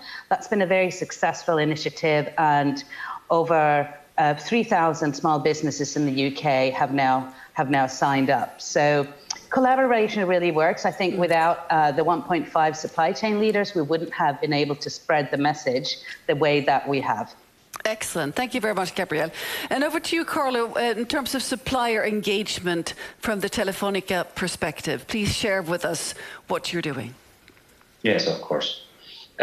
Basically, our situation is very similar to the one Gabrielle just described. We also have very ambitious climate targets validated by the Science Based Target Initiative, of course. But we won't achieve these targets without closely working with our suppliers, because more than half of our Scope 3 emissions are related to what we buy from our suppliers. So this is why we are proactively engaging with our suppliers through a variety of initiatives. Maybe let me just highlight 3 of them, also not to repeat too much of what Gabrielle also said, because also we have some of the programs in place at Telefonica, working bilaterally with our suppliers. But maybe one initiative I'd like to highlight is our so-called supplier engagement program, in which we jointly work with our most relevant suppliers to reduce emissions in the supply chain. What we do concretely in this program is to ask these suppliers to disclose their climate strategy, actions and data to us through CDP, and on the basis of the information provided, we can then group our suppliers into different maturity levels, provide tailor-made guidance, and work on joint improvement plans. And this year we are working with up to 300 suppliers within this supply engagement program. Second initiative, again, the issue of collaboration has been mentioned several times already, but it's basically maybe the most important issue when it comes to Scope 3. We set industry-wide standards with other telcos, for example, in the JAC, in the Joint Audit Corporation, in which basically all major telcos are present. And just to give a very concrete example, what we did last year is that we identified common strategic suppliers to JAC members, telcos, and required them through a joint letter sent to their CEOs and firmed jointly by JAC and also GSMA to set science-based targets. And it obviously makes a difference if such a letter is received just by signed by Telefonica or basically by the entire industry. Well, thank you. Maybe just one last point, the issue of SMEs, because they basically constitute the backbone of many national economies, but at times they do face challenges when it comes to taking concrete climate actions, which is why we are very happy to be part of the 1.5 Supply Chain Leaders program, and all the activities around the SME Climate Hub. Well, thank you very much, Carlo. How about at Ericsson, Louise? Yes. What are you up to? At Ericsson, we have this target that we want 350 of our suppliers to have their own climate target that is aligned with halving by 2030 or the 1.5 degree ambition. And we started about 2 years ago, or almost exactly, and then there were 5 companies having such a target in place. So we've been working with it ambitiously. We're really dedicated to this, and this initiative has helped us a lot with our work. Because you see there are a lot of companies here in our industry, but also cross industry. So we're learning a lot because we're a big company and we have a lot of different suppliers. So we all really share the same suppliers. We started with 5 suppliers 2 years ago, and now we're more than 180 suppliers having such a target in place. So that's a great journey, and it's better than our expectations. We keep breaking our expectations or surpassing our expectations. But one thing that I really want to mention, and that is what makes me really happy, and that's when the supplier says that, well, other customers, they're asking for the exact same thing. So we can see that this requirement is coming from different directions to this same supplier, and it makes it so much easier for the supplier and also for us and for other companies working with this supplier. So they kind of know where to go, and that's what we kind of want to do. We want to create this formation so that everyone knows where to go. This is the target. It's 2030. It's nothing later than that. You can be quicker, but you should really be there by 2030. That is a little thing that we do at Ericsson within the sourcing organization. Well, thank you very much, Louise. I know at Telia you have something called Supplier Engagement Guide. Can you elaborate a bit on this, please, Madeleine? Yes, and I can also tell you a little about how we have used this guide at Telia. So we are also working in close collaboration with our strategic suppliers with a goal to set science-based targets so that we all join forces in halving our emissions by 2030. We have been doing this quite actively since 2020, and we also had a nice progress like you, and I think we have also been helped by others asking the same questions. So now we have it fairly well integrated all the way from a requirement in new contracts with suppliers. It's in the follow-up processes with the suppliers, and it's also part of the evaluation of suppliers that we do. And in this work, we had very much help from the Supplier Engagement Guide. So what is that? It's actually a tool. It's created by supply chain leaders. And in this work, we had so much help from the collaboration that we have within supply chain leaders to learn from the others, what have been tried, what have been successful. And in this tool, what can you find in there? You can actually find guidelines for how to engage with a supplier, but you can also find the practical examples like you just mentioned. So you just mentioned 3 examples that you can find in this toolbox. So you actually find the requirements that BT talked about. Those requirements are there. You can also look into the supplier engagement program that Carly was mentioning. It's there. And also from Ericsson, there is the slide that is actually used during the business review with the suppliers. So maybe I said toolbox, but it's actually a gold mine for anyone like us having the majority of the emissions coming from suppliers. This is a gold mine. It's really practical information, material you can use, be inspired by, and it's open to all and everyone. It's free.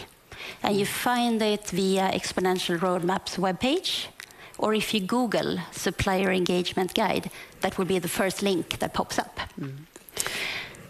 So, Madeleine, this supply guide that you just mentioned might be a better fit for a slightly larger organization, but we also have the SME Climate Hub to access, right? And which has support and tools for SMEs that might not have many resources as you guys have.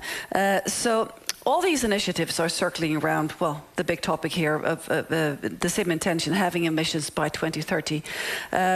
Louise, we know that you're all involved in the having by 2030 initiative. That's right, Louise, isn't it? Yes. So you've been part of this since the start, the 1.5 also SCL initiative. So please tell us about this initiative. Yeah, we have, it's called Half by 2030 initiative, and we've had... Not halving, but half by. Correct. Yes, it's kind of a working name, but this is an initiative. We need to halve by 2030, but we also have an initiative within the 1.5 supply chain leaders, where we're looking at the as-is situation right now, what companies have started working with their suppliers with this concept or with this ambition to halve by 2030, and which have not, and if they have not, why haven't they? Because they're knowing what to do and what step to take to start. It's not something that everyone just knows like that, and there's a lot of support and there are a lot of tools to know this, but sometimes a little bit of guidance is needed, or just a question, how is it going and what do you need?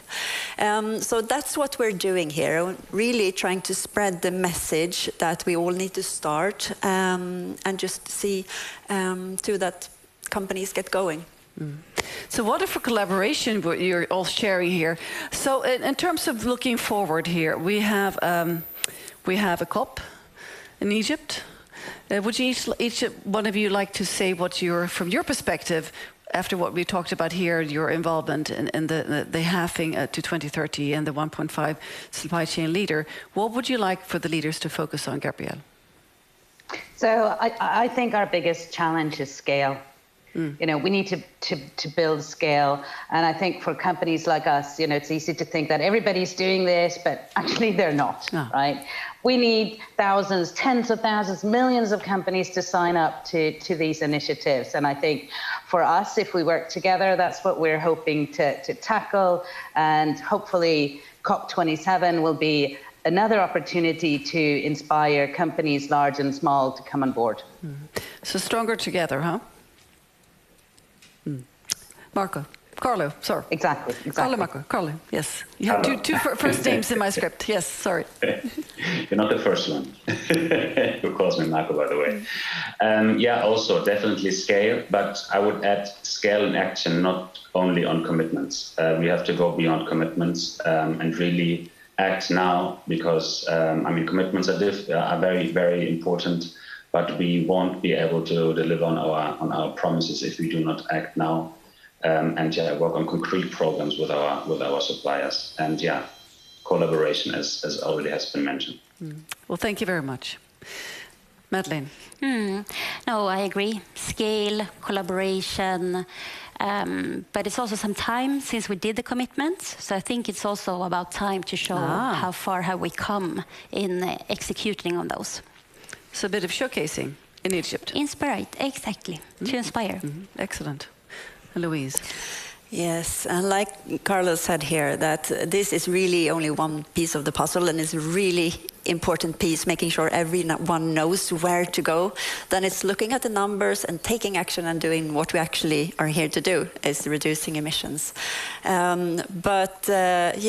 need to make sure that everyone knows where to go by COP27.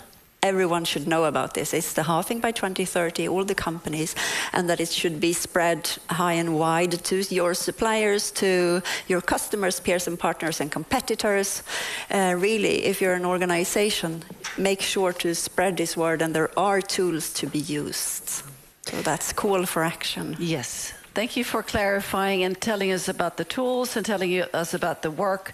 It's very inspiring to see that there's so much happening in your field of business, and that you can also lead the way for other in this great transition that we have ahead of us and we're partially in the middle of. So thank you very much. We're now going to move on to watch a video about the SME Climate Hub. And then I have another speaker to introduce, so I say thank you and thank you.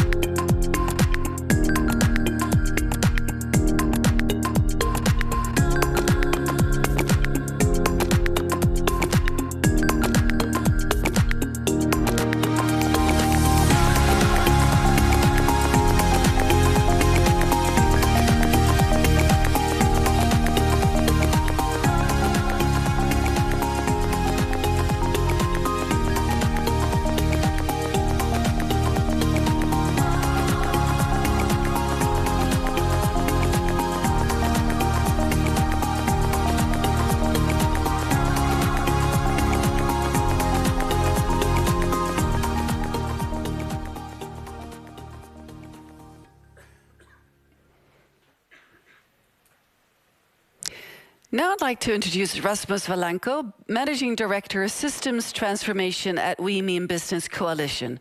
So Rasmus, you are here, and please join me here on the stage to give your presentation. Give him a warm hand. Thank you. Thank you, everybody. So we just heard from a few companies, from the 1.5 degree supply chain leaders, and that's very much linked to the work that we're doing together with our partners on the SME Climate Hub. And the reason why the SME Climate Hub is so important is that last point that Gabby just made from BT. We have to scale up action.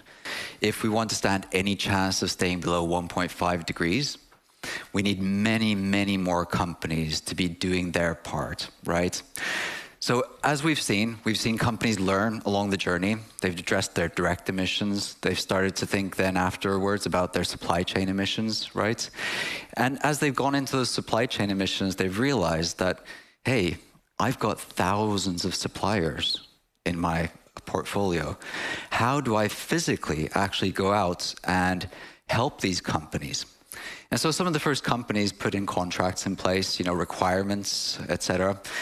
But what they quickly realized was that, particularly the smaller companies that they're working with, they don't have departments of, 12, 24 sustainability professionals working for them to take on the work of measuring their emissions, reporting on them, to take action to reduce their emissions.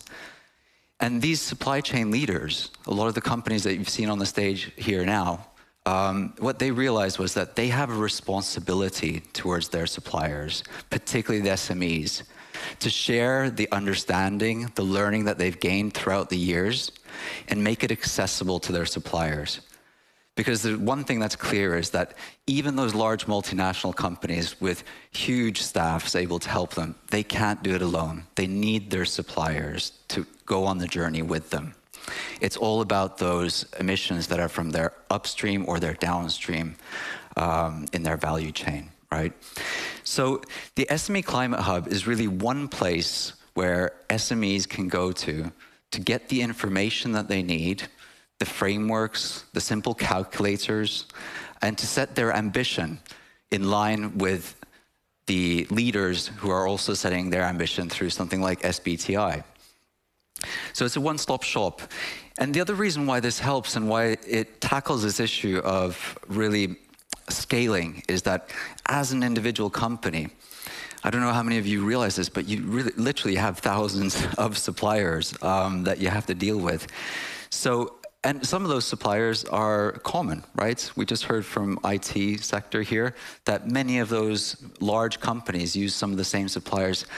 So there's just no point in individual companies reaching out to the same suppliers, and especially if they're asking for slightly different things. That can be incredibly frustrating for a small company, right? So the real value here is also that there's a one-stop shop to help these companies, but there's also one message, one way of working with a wide variety of customers so that we simplify the system and we make it much, much more efficient.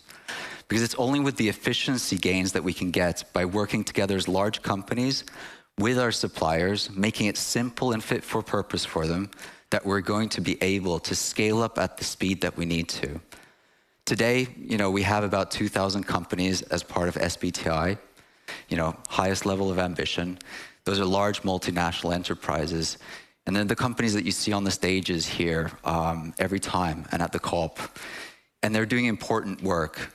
But if we really want to stay below 1.5 degrees, then we have to go from those low thousands to the millions. That's what the We Mean Business strategy is all about now. It's about going from the thousands to the millions, so it becomes ubiquitous, a new business as usual.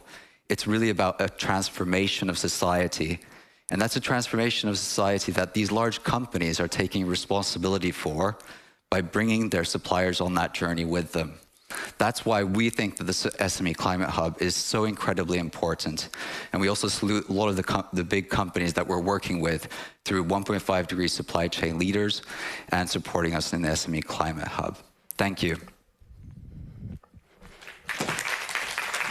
Thank you so much, Rasmus. Fantastic work you do at We Mean Business. Thank you. Indeed. Now moving on to the next section, which is about enabling climate solutions and action to create a positive impact for the climate and nature.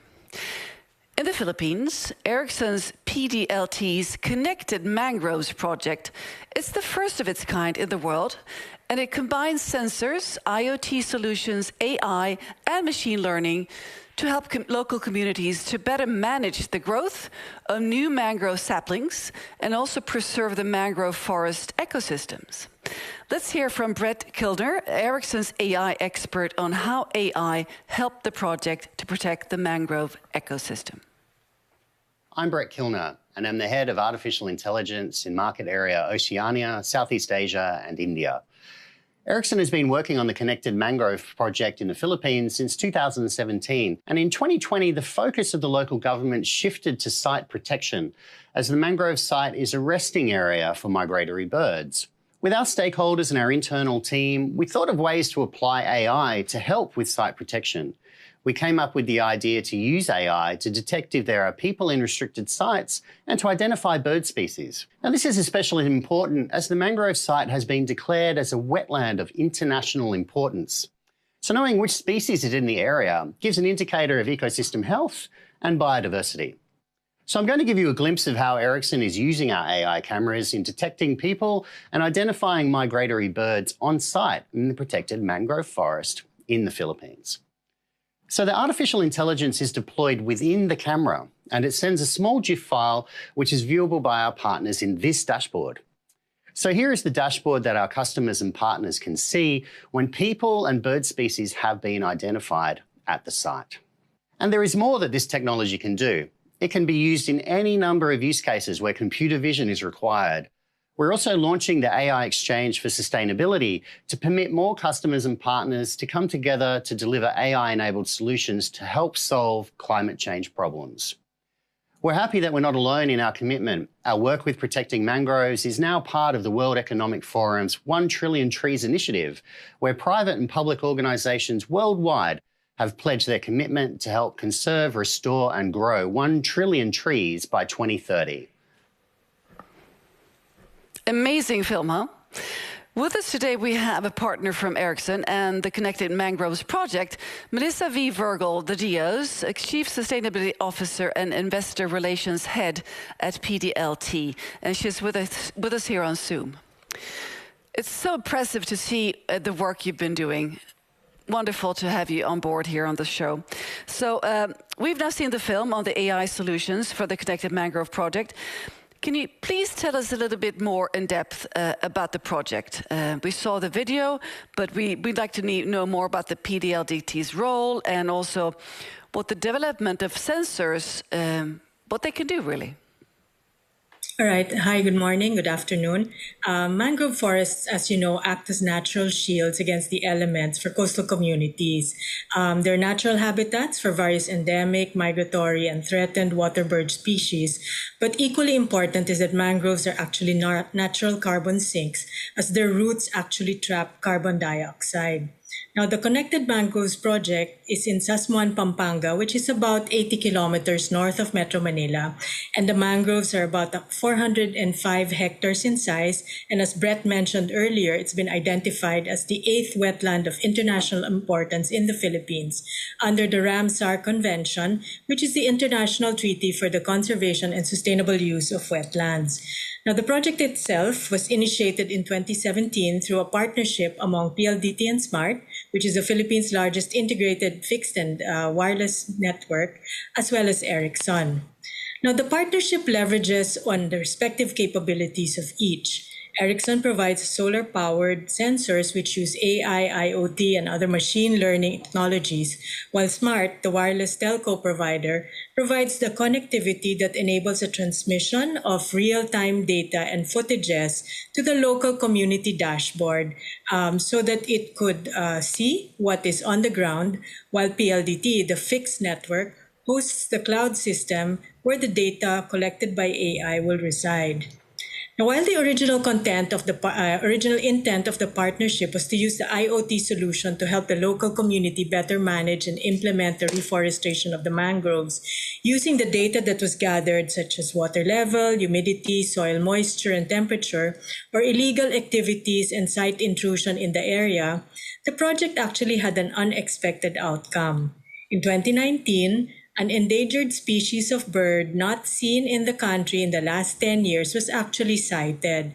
And this is what they call the black-faced spoonbill. And because of the improvement of the condition of the mangroves in the area, more spoonbills were seen again in larger numbers in the following year. So now the project also helps the local community with the annual migratory bird census using Ericsson's AI cameras and the PLDT and smart connectivity. Wonderful story with the bird that wasn't extinct, huh? So how about the key success factors for a project like this? It's combining IoT and wetland preservation and animal. It's really a unique combination. What are these success factors? Well, I guess at the end of the day, sustainability is a shared goal, and we are all stewards of the planet for the next generation. Not any one of us can do this alone, so there is strength in partnerships, and that's actually the key to success. In the case of the Connected Mangroves project, it's a partnership of the private sector, so we had PLDT and Smart and Ericsson, but also the local community, the local government, and the regulator, the Department of Environment and Natural Resources. Partnering with the concerned stakeholders not only fosters engagement, but also increases the chances of success. So what we're hoping to do now is scale up this project and possibly replicate it in other areas. So how can the learnings be taken further from your company's perspective, more specifically? How can you take them further? Yeah, so we're looking at using the same kind of formula and expand it in other areas. And it's really this formula that we're using, including a similar one where technology is leveraged to do biodiversity management and protection. So for example, in our other partnership with another equipment vendor, we're using connectivity to transmit what they call the sounds of the forest. It's a rainforest project that we have, again, using sensors and AI technology, and basically allowing that data to be analyzed by the local community to prevent illegal logging in the area. So it's a similar kind of formula. The telco provider, the network vendor who has the technology in terms of either AI or IoT, and then the local community. So hoping to be able to do that and that formula in other areas. So Melissa, how is the local community receiving these high-tech solutions in their wetlands, for instance? Yeah. So they're very encouraged by what we've been able to do. I think, for example, the discovery or the sighting of sort of a bird that people had thought was extinct actually encouraged them and maybe empowered them to do even more. So things like this help them improve their livelihood, and I think as a result, the mangroves themselves have improved significantly in terms of quality, and as a result, I think more migratory birds have been detected. The quality of the fish quantity in the area has also increased, and consequently, I guess the local communities are kind of very happy about that. Well, that's such an excellent example. Thank you so much for sharing your insights, Melissa. Thank you. Thank you very much. Now moving on to our next speaker, Kate Brandt. She's Chief Sustainability Officer at Google.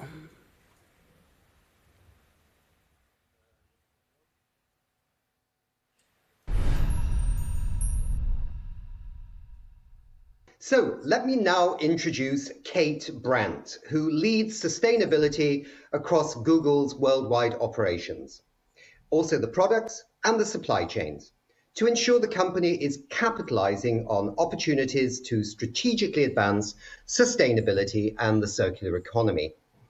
Prior to this, Kate had several key roles in the United States of America's administration, including as the US's first federal chief sustainability officer.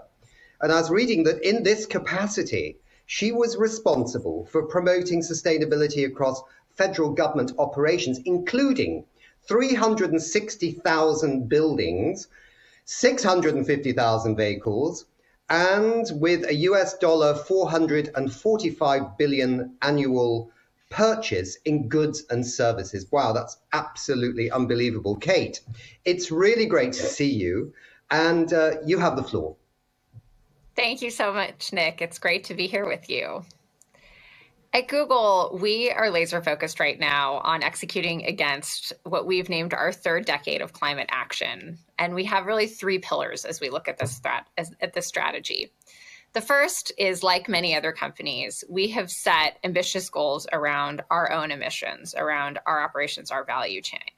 And we've set a goal to achieve net zero emissions by 2030. And we aim to do this by reducing the majority of our emissions against a 2019 baseline before 2030. And then we'll invest in nature-based and technology-based carbon removals to neutralize whatever is left over. And so we're very proud to be members of the Exponential Roadmap. We love working with Johan and his team there at the Exponential Roadmap, and also to be members of the Race to Zero. And a couple of the areas that we're particularly focused on when we think about net zero, one is 24/7 carbon-free energy. Our goal is to actually operate on clean energy 24 hours a day, 7 days a week in our offices and data centers around the world. And we're already making some really great progress. We now have 5 data centers that are operating at 90% plus carbon free. And then also just recently, we've joined 2 really innovative coalitions, Frontier and the First Movers Coalition. And these are coalitions of companies that are coming together to send a strong demand signal that we need carbon dioxide removals. Of course, we need to reduce our emissions as much as possible, but we also need highly permanent removal solutions. And so we've also committed to invest $200 million by 2030 in CDR. So what I will say, as important as all of that work is, what I think really sets us apart from other companies is the other 2 pillars of our strategy. So the second pillar is we're working to enable our partners with our technology and using our core products to enable everyone, that's the general public, consumers, to live more sustainably every day. And so when we think about our partners, one area where we've really been focused on is cities. Cities represent about 70% of global emissions. And so we want to put tools in the hands of cities to enable them to set bold climate action targets. And so through the Environmental Insights Explorer, our goal is to enable a gigaton of carbon reductions for cities by 2030. And this tool is already available in over 20,000 cities around the world. And then when we think about enabling everyone, we have this privilege at Google. We have products that billions of people use every day. And so we have a near-term goal, which is that we want to enable 1 billion new sustainable actions by the end of this year. And this is where we think we can have tremendous impact. So some of the features we've already launched that people may be familiar with, eco-friendly routes. Now, when you go into Google Maps, the least carbon-intensive route will be the default as long as it has a similar ETA. And we believe that this will have the power to reduce carbon emissions, about the equivalent to taking 200,000 cars off the road. Also, you may have seen, if you've recently looked for flights in Google Flights, you can now see the carbon emissions right there in the tool, so you know how to make a more sustainable choice. And then lastly, the Nest thermostat. Nest has enabled people to save nearly 100 billion kilowatt hours of energy. That is enough to light up the entire planet for 10 days. So these are just a few examples of what we have underway within our own operations, how we want to support partners, and how we want to enable everyone to take action. So again, just so thrilled to be partnered with the Exponential Roadmap and to be here with all of you. And let's go get it done. Let's seize this critical decade and let's get to work. So thanks so much. Thank you, Kate, very much indeed. And it's a great pleasure to have you on our show, and have a super day. Thank you. Thank you. So now we had 2 hosts on stage, huh? Nick and I, at the same time. So now it's my pleasure to introduce a person here that will be actually physically in the room. The National Museum of Science and Technology is Sweden's largest museum of technology.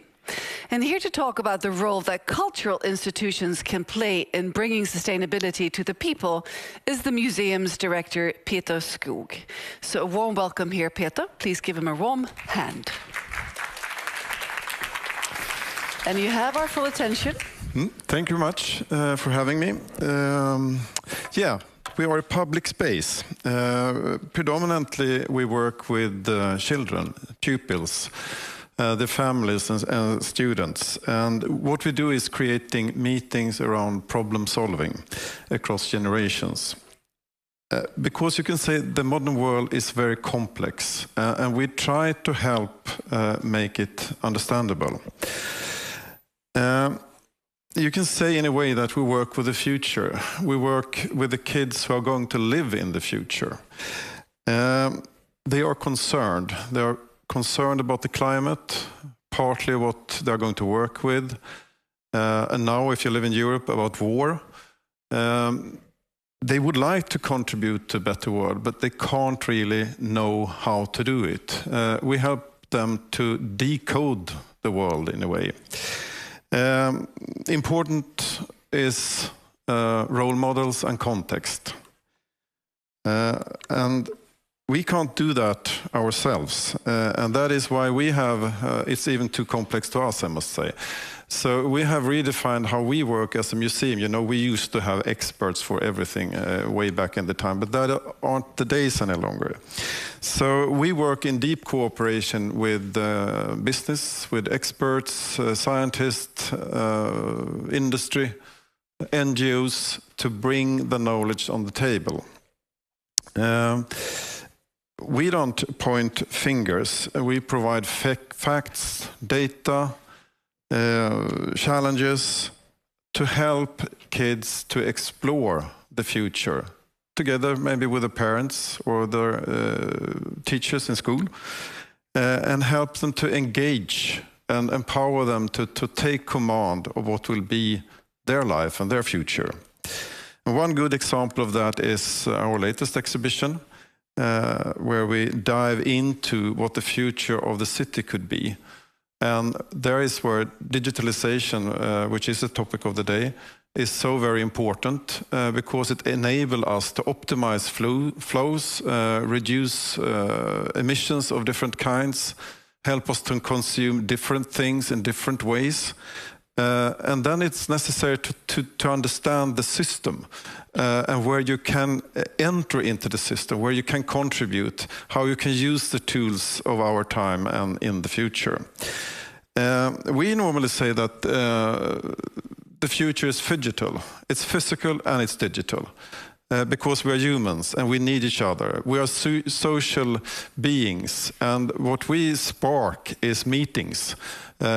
Help people to discuss how you can use the tools, because it's all about our opinions and our ideas if we are going to manage this. So that is how we work at the Swedish National Museum of Technology. Well, thank you very much, Peter. Thank you. We know by statistics that in our country, the majority of the children in the school ages have fairly severe climate anxiety. We know that they're terribly worried, and you mentioned initially that you sort of can open doors and have them give them a space to talk about this and to teach them about how to navigate. So what are the responses you get from the children when they actually are in your facilities and can sort of be around the big topics and explore them and discuss? They're very wise. They know a lot about the problems. They are fed with the problems. They swim in this water, I would say. So they are very skilled in talking about it. But to understand the context, I think, and also how you, as a person, can be part of the solution. They would like to be that, and giving the role models, someone you could identify yourself with, maybe not too old. Someone who maybe looks a bit like you. And I think where, for instance, women in tech has a big job to do to show the path and the way forward. But they are very, if they have a serious problem and are taken seriously, they dig into it, definitely, yes. It's wonderful to hear. And you also mentioned the women in tech, because we've spoken previously on the stage here, the lack of, for instance, engineers and programmers, the path to education to be able to sort of unleash the power of climate action within the younger community. How do you look upon this topic from your perspective? in a Swedish context, but I think it's pretty similar around the world, that kids are more or less born similar, but it's the social economic circumstances that so to say, pave the way. So in Sweden, we recruit to these jobs from about 1/3 of the population. So we work with kids in less well-off areas, girls, people, migrants, or children to migrants that we know that are underrepresented in choosing these careers. Wonderful. And actually, they do that here at Space, too. Did you know this? I know very well. It's a good job that they are doing. We need to be many, yes, because it's a big challenge. Indeed it is. Well, thank you for sharing your insights here, Peter. Thank you. Thank you. Thank you. Thanks. The next person will be joining us via the magic of Zoom. It's Cornelio E.ON, Chief Marketing Officer, Convert Carbon. And he's here to present a new way of using digitalization to increase climate action.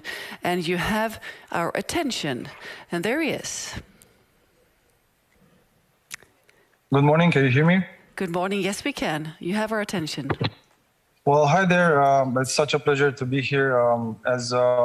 You already presented me. My name is Cornelio E.ON. I'm the Chief Marketing Officer for Convert Carbon.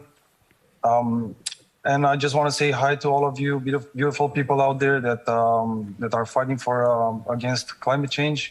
Thank you for that. Thank you for everyone they're doing their possible, everything possible at every level.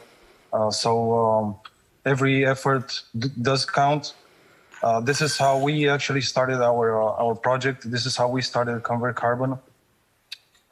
From this idea that everyone can actually be a part of the fight against climate change with the pure and simple way how we recycle.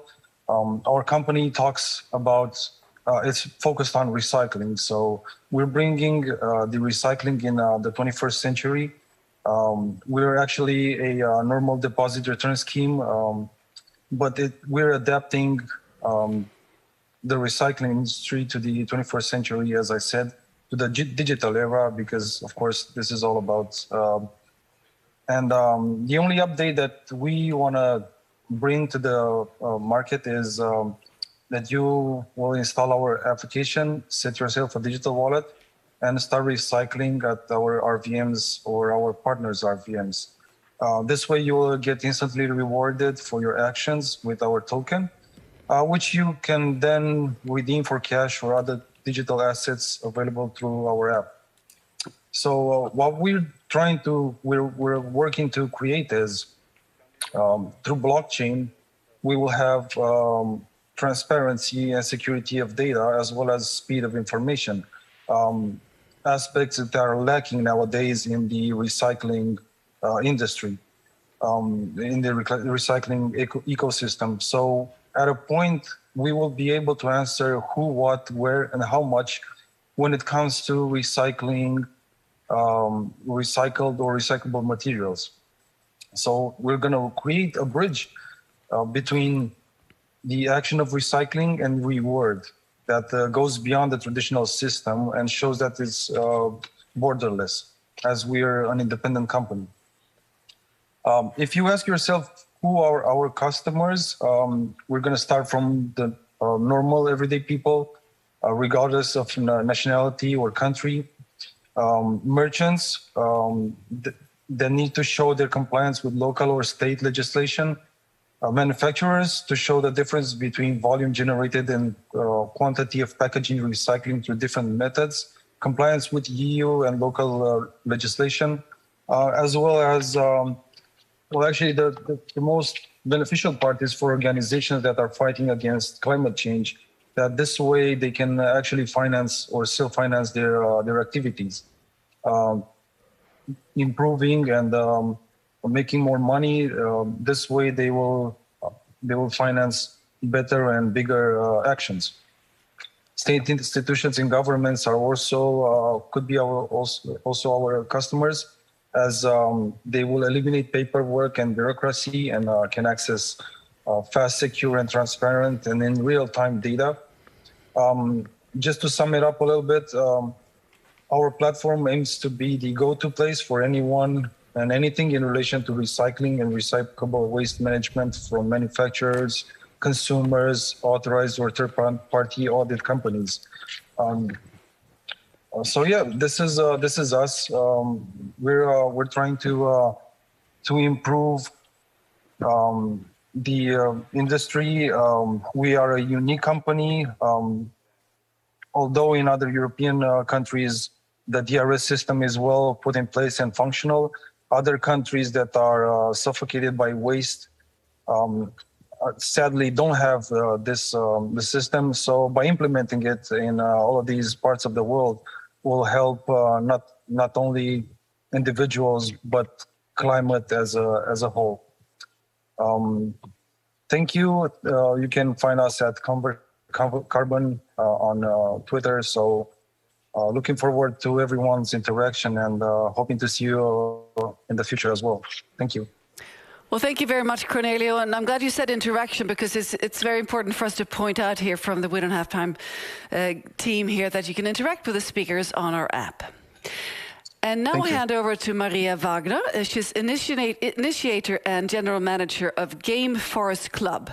And she will share a presentation on a solution on how to support the games and also the creative industries to capture carbon. Thank you so much. Hello there. Yeah, can you hear me as well? I think so, right? Absolutely. Nice. Go ahead. Yeah. I'm really happy to be here and to be part of this movement and also to introduce you our solution to climate change. So basically what you can see in the background is the Gamesforest. And we founded the Gamesforest because we believe that entertainment and can be the solution if you connect it to nature restoration. And that's what we do together with the games industry. We implement different tools into games and help with that to invest into reforestation and forest conservation. And to show this engagement and what happens in real life, we developed the Gamesforest. And the Gamesforest, shows it's basically the digital twin of the real life engagement. So each tree, which you can see here, equals €100 invest into a real life project, like a real life forest project. And basically what we do is we use the network of the games industry and the power of the games industry to help nature to be restored. And if you think of the games industry, it's it's really powerful because you have there all the creative people and you have all the communities behind this creative hats and behind all of the cool games. And we use this network of this creative people to basically get to the 3 billion players which are behind them. And of course, we also use their tools, like their creativity, to talk about this topic and to address the topic of climate change, but also not just to address the topic, but also get as much invest as possible into real life projects. And what we found out, it's really important to communicate the engagement. So with the Gamesforest, the companies can share their engagement with their players and with their communities because they can clearly show, okay, this is what we have done. And if you dive deep into their forest, you can see how many trees they're planted or how many, what area they saved. And what is really important, they can also see where exactly did this happen. They can check the specific area and everything is very transparent. So they can see also how much did I invest, how much did another studio invest. And in that way, we create a community, a network of creative people and their communities to really do something for their environment and like really create this global drive that everyone can see what has been done and what needs to still be done. And within games, like there is like so much potential because the games industry really understood how you can communicate such a complicated topic in a fun way. And I really believe that talking about climate change in a fun way is very important because that's how you get as many people as possible behind the topic. And that's what we need to do. Like, we really need to get everyone who we can get like involved in it and to also understand it. And like with the Gamesforest, everyone can like visit it and see what has been already done, and also get involved and engage with it. And like we have so many things which we also want to do in future, and I'm really happy to be part also of this network. And if you want to know more, please visit our website and like please visit the Gamesforest. And good luck to everyone. Well, thank you very much, Maria. And also we could interact with you on the We Don't Have Time platform. So if you have questions for Maria, you can also just connect with her there. And it's fantastic and wonderful to see such a great contrast from games where people just killing each other all the time. Now we're planting trees and creating a greener and brighter future. Thank you very much for your important work. Thank you. And now I'm very happy to introduce here on stage Marc. He is CEO of No Advisors, to share a presentation with us. Please give him a warm hand.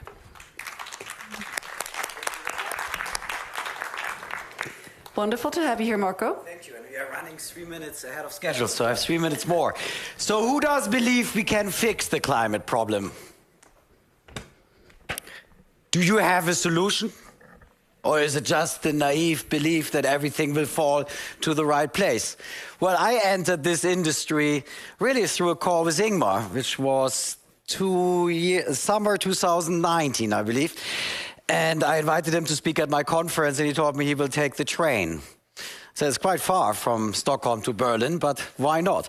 So he impressed me very much. We stayed in touch. COVID stopped my conference business actually quite drastically. So while we were hoping to meet in June in Berlin, in fact, I started to work with We Don't Have Time and help them to meet investors. Now, what is it I'm working on? Well, first of all, I believe that the problem we are in will never ever get solved if we don't collect data. And I'm talking data systematically, hectare by hectare.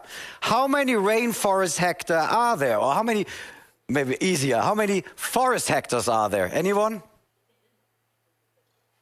4 billion. Now, the United Nations, I think we are celebrating their environment work this week. They developed a concept called REDD+. Now, how much hectares you believe are saved through a REDD+ project? Less than 0.1% of the 4 billion hectares. Now, the question is, if we have a tool to save forests which is not being used, what type of humanity have we become if we don't even acknowledge anymore that we fail? So that's what I want to interrupt with the so-called NOAA Data Alliance. And what are we? We are a group of companies and players. Most importantly, there's no link between us whatsoever, except for one thing. We all want to save the climate. But is it just the climate? No, it's also biodiversity. So just sequestrating more carbon out of the atmosphere will maybe extend our life, but it will certainly not fix the injustice done to biodiversity and indigenous people. Now, on the left side, you see all remote sensing players, tech companies, which help to formulate projects. The most well-known one is a carbon credit forest project, for example, but there's a lot more. The right side of this page shows you, okay, once you have an area secured, what are the options you can implement projects to make revenues? Because cutting trees, looking for gold and oil is a very profitable activity in today's world. So how can we change countries to look into non-resource taking activities, CO2 reducing activities? Well, we need to do a systematic land use analysis. Without that, we have no chance to ever be sustainable. And what this chart tries to do, it's not all of the players, there are another 80, but it gives you an idea. On the top side, you have the satellite industry. Wow, very important. Copernicus, you can get the data for free with a 10-meter resolution. Or you go to Maxa, Planet, and Satellogic from Argentina, and you get higher resolution. But nobody uses the data. In fact, there are over 125 environmental KPI services, most of them launched by big institutions like WRI. And if you add up all the users of all these small environmental data businesses around, Global Forest Watch is probably one we all know, or the European Transparency Register, or Map of Life from Yale University. Again, I have 125. The more sophisticated, the less users. We're talking about a few thousands.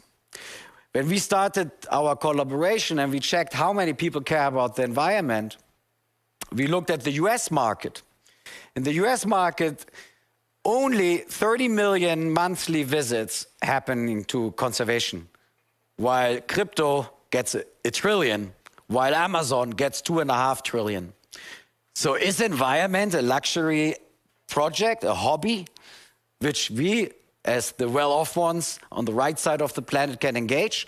Well, I hope not, because we have developed a mechanism how we can solve sustainability, and I'm talking mostly about nature here. I'm not talking too much about what's happening in our world. I'm talking what's happening in Latin America, Africa, and the Southeast. So if we do want to save this planet, and I have serious doubts we do, because wherever I look, I find the strangest things.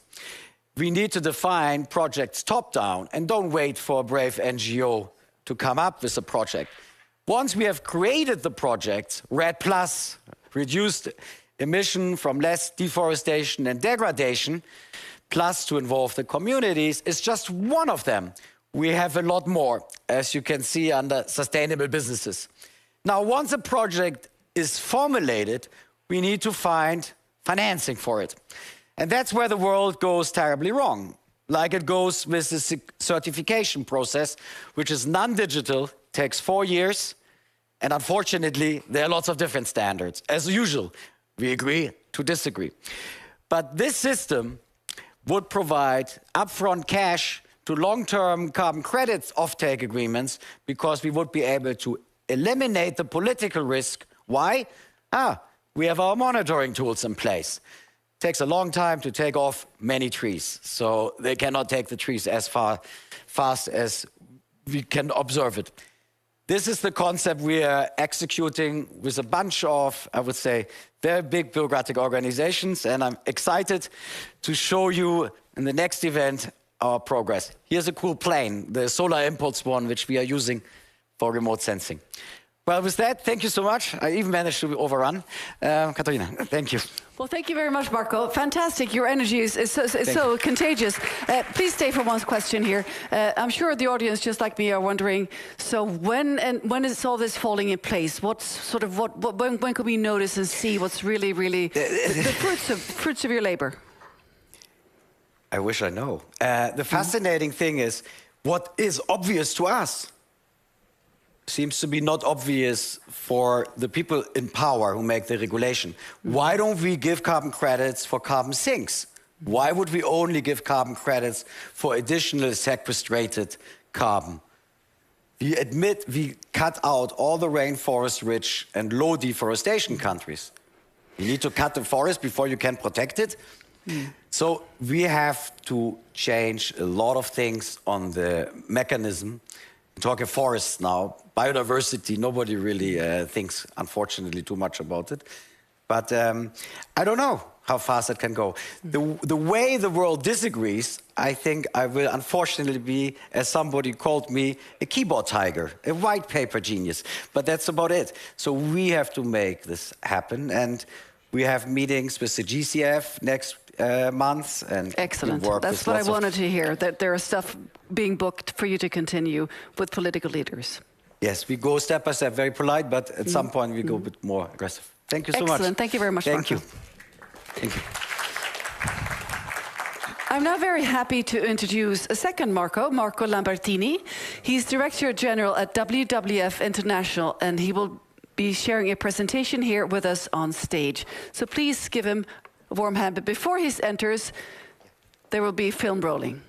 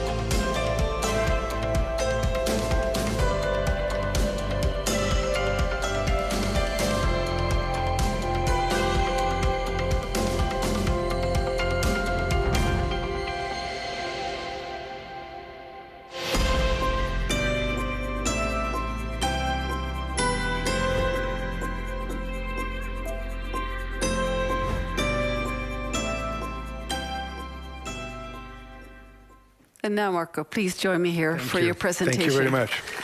Always wonderful footage from WWF, and you have our full attention for your keynote. Thank you very much. Thank you.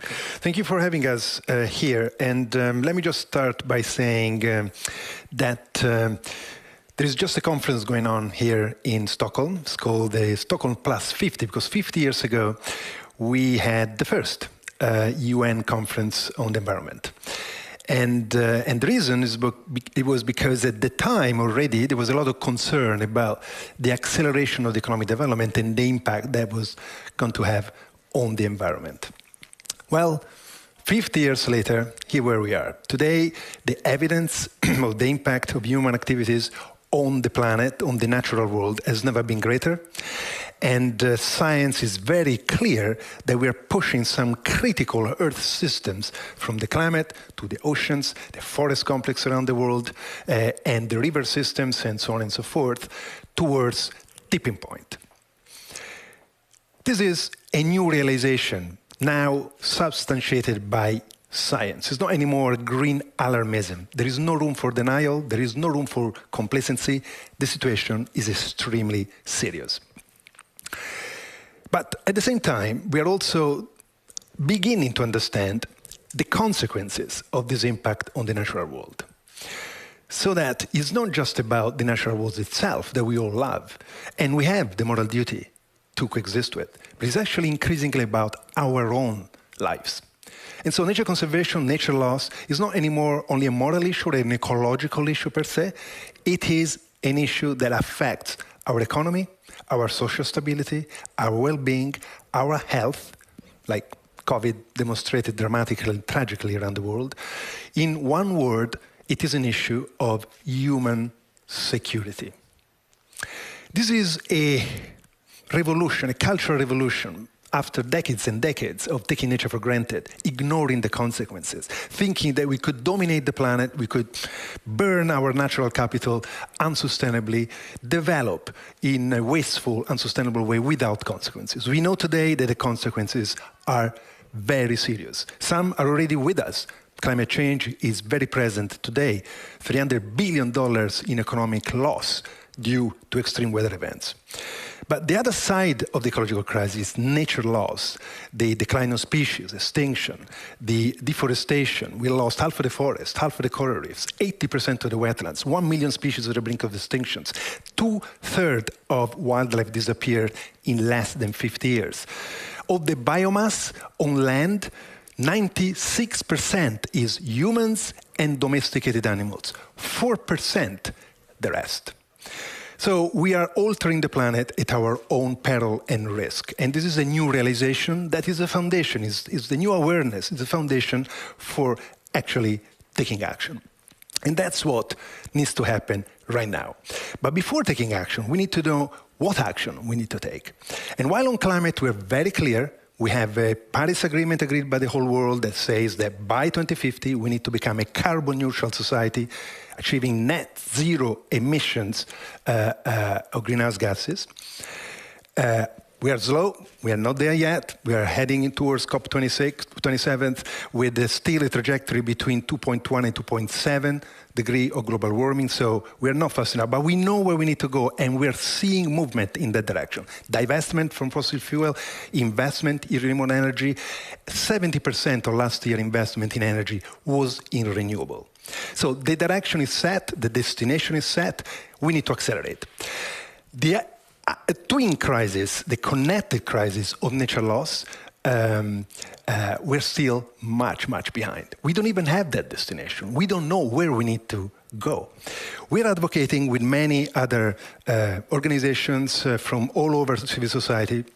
We're advocating together with governments, an increasing number of governments and corporations, that actually we need a global goal for nature as much clear and measurable and time-bound as the one we have for climate. We're advocating that for nature, net zero is not enough because we have lost a lot of nature, biodiversity, habitats. And nature has the ability to bounce back, to replenish itself again, if we give it a chance. Fish in the ocean, trees on land, pollinators in our farmlands. The goal that we're advocating at the fore is a nature-positive goal. Carbon neutral, net zero emissions, nature-positive, net positive biodiversity. So that by the end of the decade, we're going to have more nature, not less than today. More forests, natural forest important, not plantations of exotic species, natural forest on land, more fish in the oceans and rivers, more pollinator in the countryside, more biodiversity, more generally, more biodiversity in the soil of our farmlands. This is the goal that we want the whole world to embrace. There is a chance to have a Paris-style agreement on nature later this year and set a clear direction that governments, corporates, investors, consumers, let's not forget our own single actions as well, consumers too, can all contribute towards.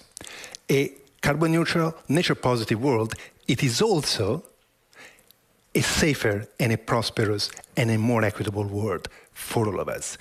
The connection between nature conservation and human prosperity, safety, and equality has never been clearer than today. And that's an exciting development because until now, the connection was not made. We were looking at one agenda, human development, and the other agenda, nature conservation, in two different compartments.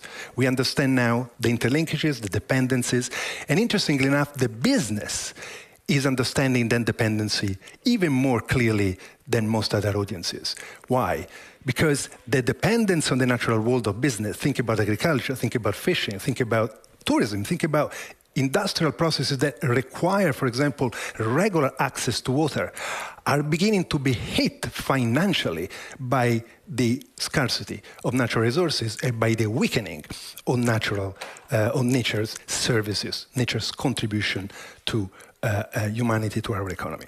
So there is an interesting new awareness also in the business sector. I just come back from Davos where it is clear how business is actually keen to have that set direction based on science that creates a level playing field for everybody to comply with. Of course, there are governments ahead of others, there are businesses ahead of others, but our job is to really try to create critical mass that then will create in turn a clear agreement, a global agreement that drives implementation at the local level, at the supply chain level, across the world. That's exciting. It's a new development. It's something that we're really welcoming, working very hard forwards. And Stockholm +50, the conference. The conference is going well. Of course, the planet is not going that well yet. All the indicators of the health of the planet are going and heading in the wrong direction. And so what we're seeing in the last few days here in Stockholm is a confirmation of all I've said until now. Growth in awareness, growth in urgency, growth in realization of the risk that nature loss and climate change together are posing to our future, but still not enough translation into action. We believe that having this Paris-style agreement on nature will trigger that action as we've seen on climate, action for nature as we've seen on climate, but right now we see not enough government and corporate effort in that direction. And I have to say, I hope I'm not going to be rude to the host country of the conference. They've done a brilliant job in hosting the conference and in attracting so many leaders. But we were really disappointed just a few weeks ago to hear that the Swedish government, just before hosting Stockholm +50, when they should have sent a strong message of effort and seriousness, have actually cut and frozen funding for many sectors, including the environment.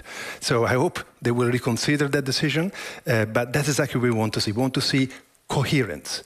We know the problem, we know the solution. Now, government, investors, companies, consumers need to begin to move in that direction and walk the talk.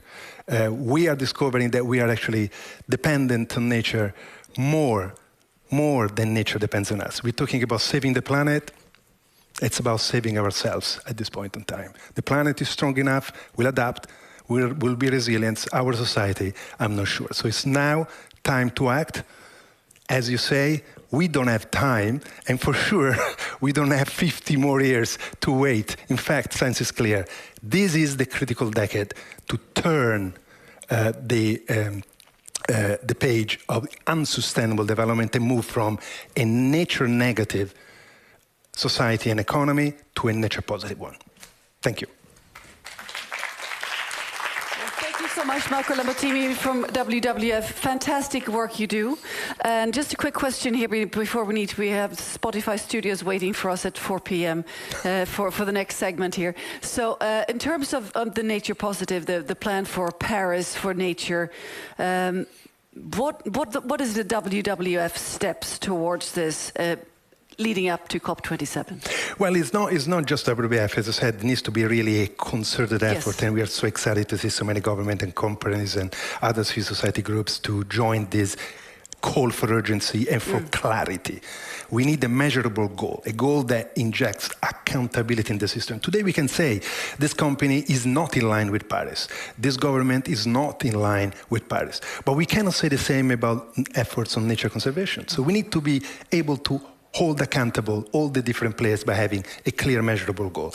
And the next steps are actually the Convention on Biological Diversity meeting that will be held later this year, hosted by China. That's, we think, the opportunity, unmissable opportunity to develop a Paris-style agreement for nature. It will be called differently because the city that will host the meeting will be a different city. Of course, not Paris, but just to give a sense, clear global agreement with measurable goal, nature positive, embrace, and then everybody implements the global goal through national plans, through corporate businesses and investors' decisions and business plans.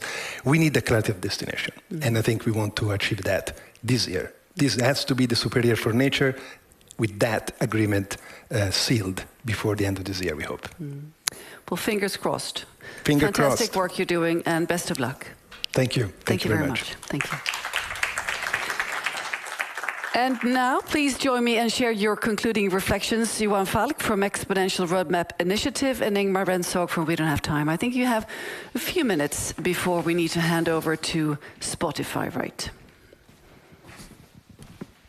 So, You've been listening in here. It's been a long and very exciting session. We can just keep it standing. So Ingmar, Rentzhog, what are your comments here? It's very diverse, just like nature, a very diverse segment, and technology, education, arts. Yeah, so we have been a lot of interesting content here. But my reflection is that without digitalization, this will not be possible. We will still just have the people in the room, and that's very exclusive. Instead, we have something where we have people tuning in from more than 150 countries to this conference. And so far this week, we are over 20 million viewers. And that will be just impossible without digitalization. And digitalization could really, really help catalyze things in two ways. We need communication, and digitalization are really helping people communicate on a global level that would have been impossible just 25 years ago. The other role digitalization is playing is that we need digitalization in order to speed up change in all industries. So digitalization is the big enabler. That is my concluding remark. We need digitalization, and we also need digitalization to be the green sector, living as the enabler. Don't just be the enabler, be it yourself too. Thank you very much, Ingmar, Rentzhog. Johan Falk from Exponential Roadmap Initiative, please. I think we heard about this value of radical collaboration. We will not succeed without really strong collaboration. We heard that in the value chain, this opportunity by working together, we can actually reach zero much, much faster. We also heard it in the supply chain leaders actually driving these practices, how we can halve emissions, not only through the digital value chain, but through all value chains, actually. And this particular sector has this opportunity and responsibility to go in the absolute front line and inspire all other sectors. And finally, if you combine 5G technology, artificial intelligence, cloud, Internet of Things, big data, these big technologies has such an enormous opportunity to transform all sectors. What is essential is that we direct all that innovation towards solving the big problems for humanity. So every engineer should be on it, as far as I see it. So giving the complete sector a compass for the planet and for humanity, that is what is most essential. Well, thank you very much, Johan Falk, and thank you very much, Ingmar Rentzhog. And we now hand over to Spotify Climate Action Studios.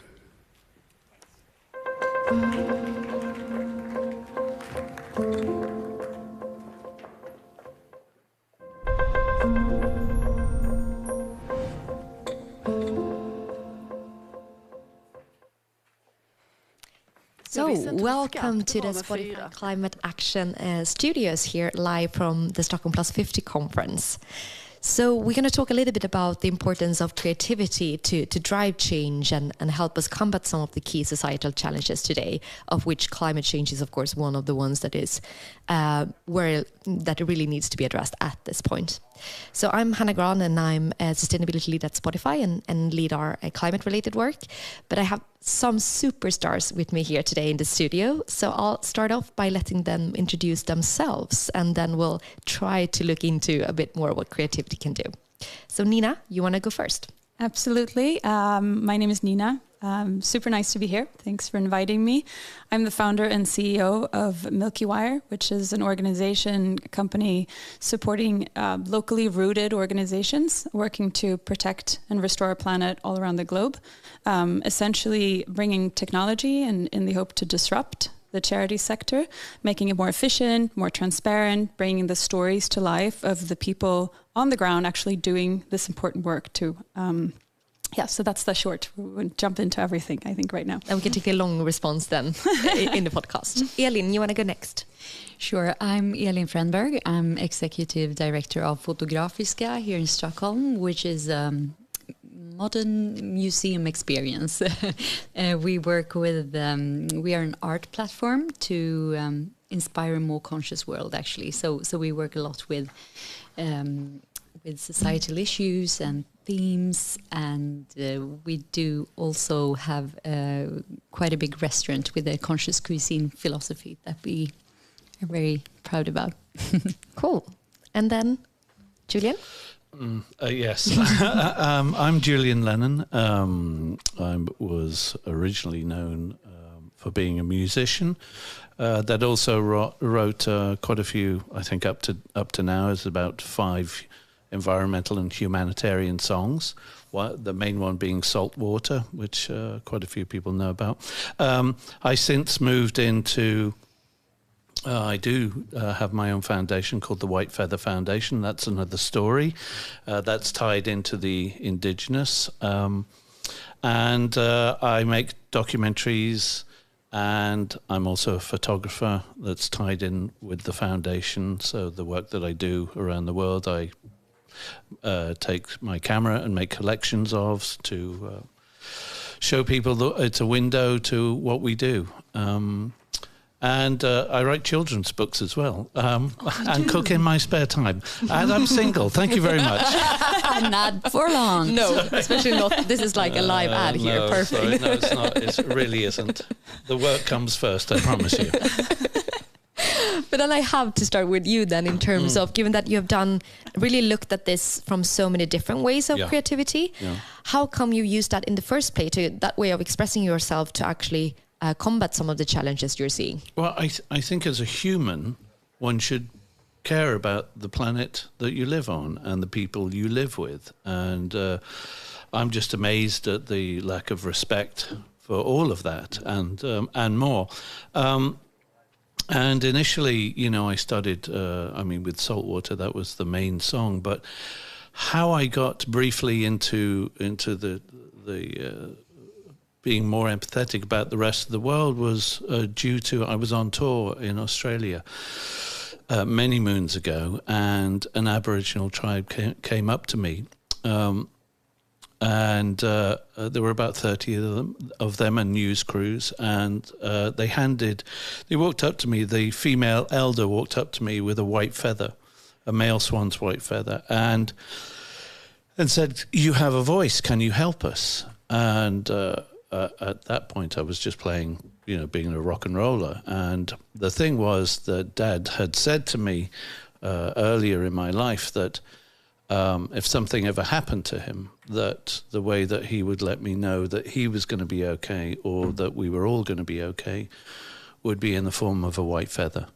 Oh, wow. So when I got that, I got goosebumps, and I thought, okay, do I continue being a rock and roller, or do I step up to the plate? So I basically spent about 10 years making a documentary about these people and their plight, and involved about 80 other indigenous tribes from around the world to come together to talk about their plight and their situations, which were all the same, basically. How religion had been forced on them, that they'd been kicked off their own lands, and they're still struggling, and they've got no money, and it's still disgusting how they're treated. Anyway, I made a film, and then I thought, and the film did okay as an independent, small film. We won about 8 independent film awards. And then I thought, well, if we make any money, I want all the money to go back to them. And the only way I could do that was through a foundation. So I started the White Feather Foundation, and just got on with my life. But then with the advent of sort of the internet and, spreading the word that way, I started getting other requests from other people around the world, well, can you help us? And I'm going, I'm not really a charity. I'm just helping this.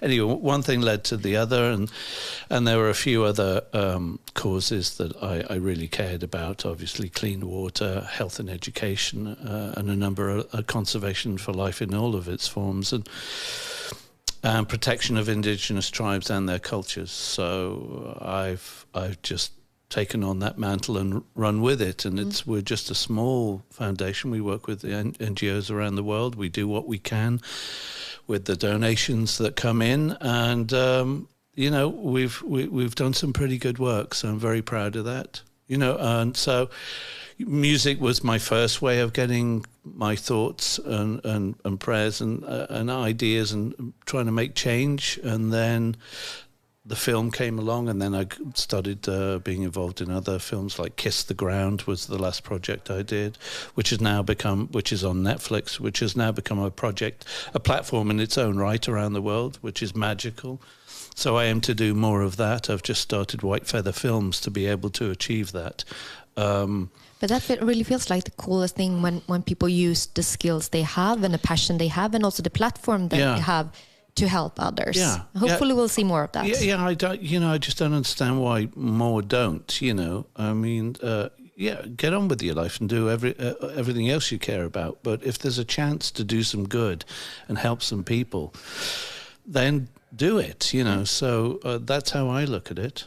But then it feels like, first of all, I just have to say, you can't see it on podcast, but I definitely got goosebumps as well. When you said it, I saw Elin as well. So goosebumps doesn't travel via podcast, but there were some. Yeah. But I would say not only using your own platform, but I mean, Nina, what you're doing is also really helping others get platforms that maybe don't have it themselves. Can you tell us a little bit more about what you're doing? Absolutely. But before I do, Kiss the Ground, if you haven't seen it, you have to see it. It's such an amazing documentary. Thank you for saying that. It's such an optimistic and positive movie in the light of all these movies coming out that are so doomsday. And I think many people just feel it's so heavy that you don't want to watch it. But do watch this one. It's brilliant. I loved it. Thank you. That's so good to hear. I had no idea. I'm so happy about it. Thank you. I've already been praising it quite a lot, but this is the best time to praise it, I think, with you in the room. Thank you very much. That's so good. Thank you. Well, so what we do, so I also have a photography background, and I went to Kenya in 2012, and I followed a pride of lions over several months and in the field over several years, actually. It was 3 years in total. And when I came to Kenya, I didn't have an interest in conservation or climate change or any of these issues, but I started seeing things that really bothered me, and so I started reading up on it. And out of that came this passion and willingness to really initially support lions and lion conservation. So for those who might not know, lions used to be the animal on land that was most spread except after humans. So there were lions pretty much everywhere, and they've been our main competitor. And now there's only, in 2012, they said there was about 20,000 left, and it had decreased by 50% in 20 years. And so now it's probably around 10,000 if I make a guess. And so I really just wanted to engage in these issues and start supporting organizations on the ground and gave my time. So I have a business background, and so I engaged with marketing and trying to help in various ways. And I just realized it was so hard to help because it was hard to understand what are the actual issues, like why are the lions disappearing? What can I do? Which are the organizations to trust? How do I, once I eventually find them, how do I fund them? And so on. It just became this like massive obstacle. Yeah. And I was spending a lot of time doing this. And then I thought, okay, so anyone who sees a documentary and gets worried and might want to do something, like how do they even get over that challenge? And then in the tech world that we're in, and I think Stockholm is such a great example of that with so many startups, I started thinking about what if we could add technology really to bridge the gap between the people who care and those organizations that are out there doing this amazing work. And just talking about the organizations then that I actually got to know in the field, they struggled tremendously. They're devoting their lives to these causes, to these issues, coming from the communities that are actually affected by the actual question at hand. And they live like startups forever, which means they don't have funding. So they have funds maybe for the next 3 months or the next 6 months, and then they start over. They spend half of their time, sometimes even more, like on average, to try to fund their work. And they don't have the resources, the capacity to reach this global audience. So it's this massive gap, you could say, between these two groups trying to meet. And I thought, well, like Spotify, in a sense, is bridging the gap, right, between the creators and the people listening and being inspired. How could we build something that bridges this gap to these organizations, to the people doing that in the field? And so essentially that's what we're doing. We're trying to decipher the black box of giving, making it transparent, making it easy, making it really engaging, so that the story of one specific organization can be brought to that specific person. But so we have an app on App Store, and which we're super proud of. App of the day in 86 markets on Earth Day, actually. Oh, really? Yeah, I know. Wow. Congratulations. And so that's amazing. But now what we're doing is that we're using the technology to bridge it into other companies' platforms to reach millions of users globally to make a change. So systematically trying to increase funding and sustainable funding. So just adding that tech glue, you could say, to bridge the gap.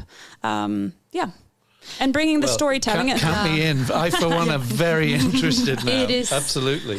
And I think both of you, what you've done is really focus on the hope part as well. Because, of course, when you see that it's not one way either, you actually see the funding you provide, the kind of huge impact it has as well. So you really see the difference, because we know so many, especially young people, are today feeling a bit hopeless because they don't feel that they can make something that actually has a difference. But that is so cool with, and I with can it as add well. that in. What I didn't say is that what we use is the smartphones. So just the last few years, internet is becoming available across the globe. Smartphones are becoming available. So the organizations and we call them impactors, the people who are faces of these organizations, they can actually film and photograph and share their work on like a regular basis. And we can push this content all the way out to like where you do a roundup or in all these places, because it's a tech platform. So you really, you get the feel and see, you know, Tino and his wonderful, like the organization that he's working with, replanting the Andes. You get to see those photos. You can ask them questions. You can be a part of it. So, yeah. You really managed in doing a fantastic thing there, Nina. I was an early patron, as you know. I know, thank you. and I love it so much. And I mean, both of your work is really so symbolic. Like, you're being so close to the people that makes the difference, and like kicking back the stories with your creativity. And I think that's really the solution. It has to be so close to the change makers. But Elin, then I have to add, I mean, I think you and Fotografisk are also doing a great job in terms of bringing really these kind of key topics to people in a museum setting as well, because I know you're super passionate about everything from the food you serve to how the location is and so on in terms of sustainability and the things you show as well. You'll show Julian as well this weekend, so yeah. Yeah, we will host a concert tomorrow. Yes, apparently. Apparently someone's singing in this room. I don't know who that is. It's not me. I don't think he remembers the lyrics yet, though. Full days, no worries. But you want to tell us a little bit more about how you think about actually showcasing this to a broader audience?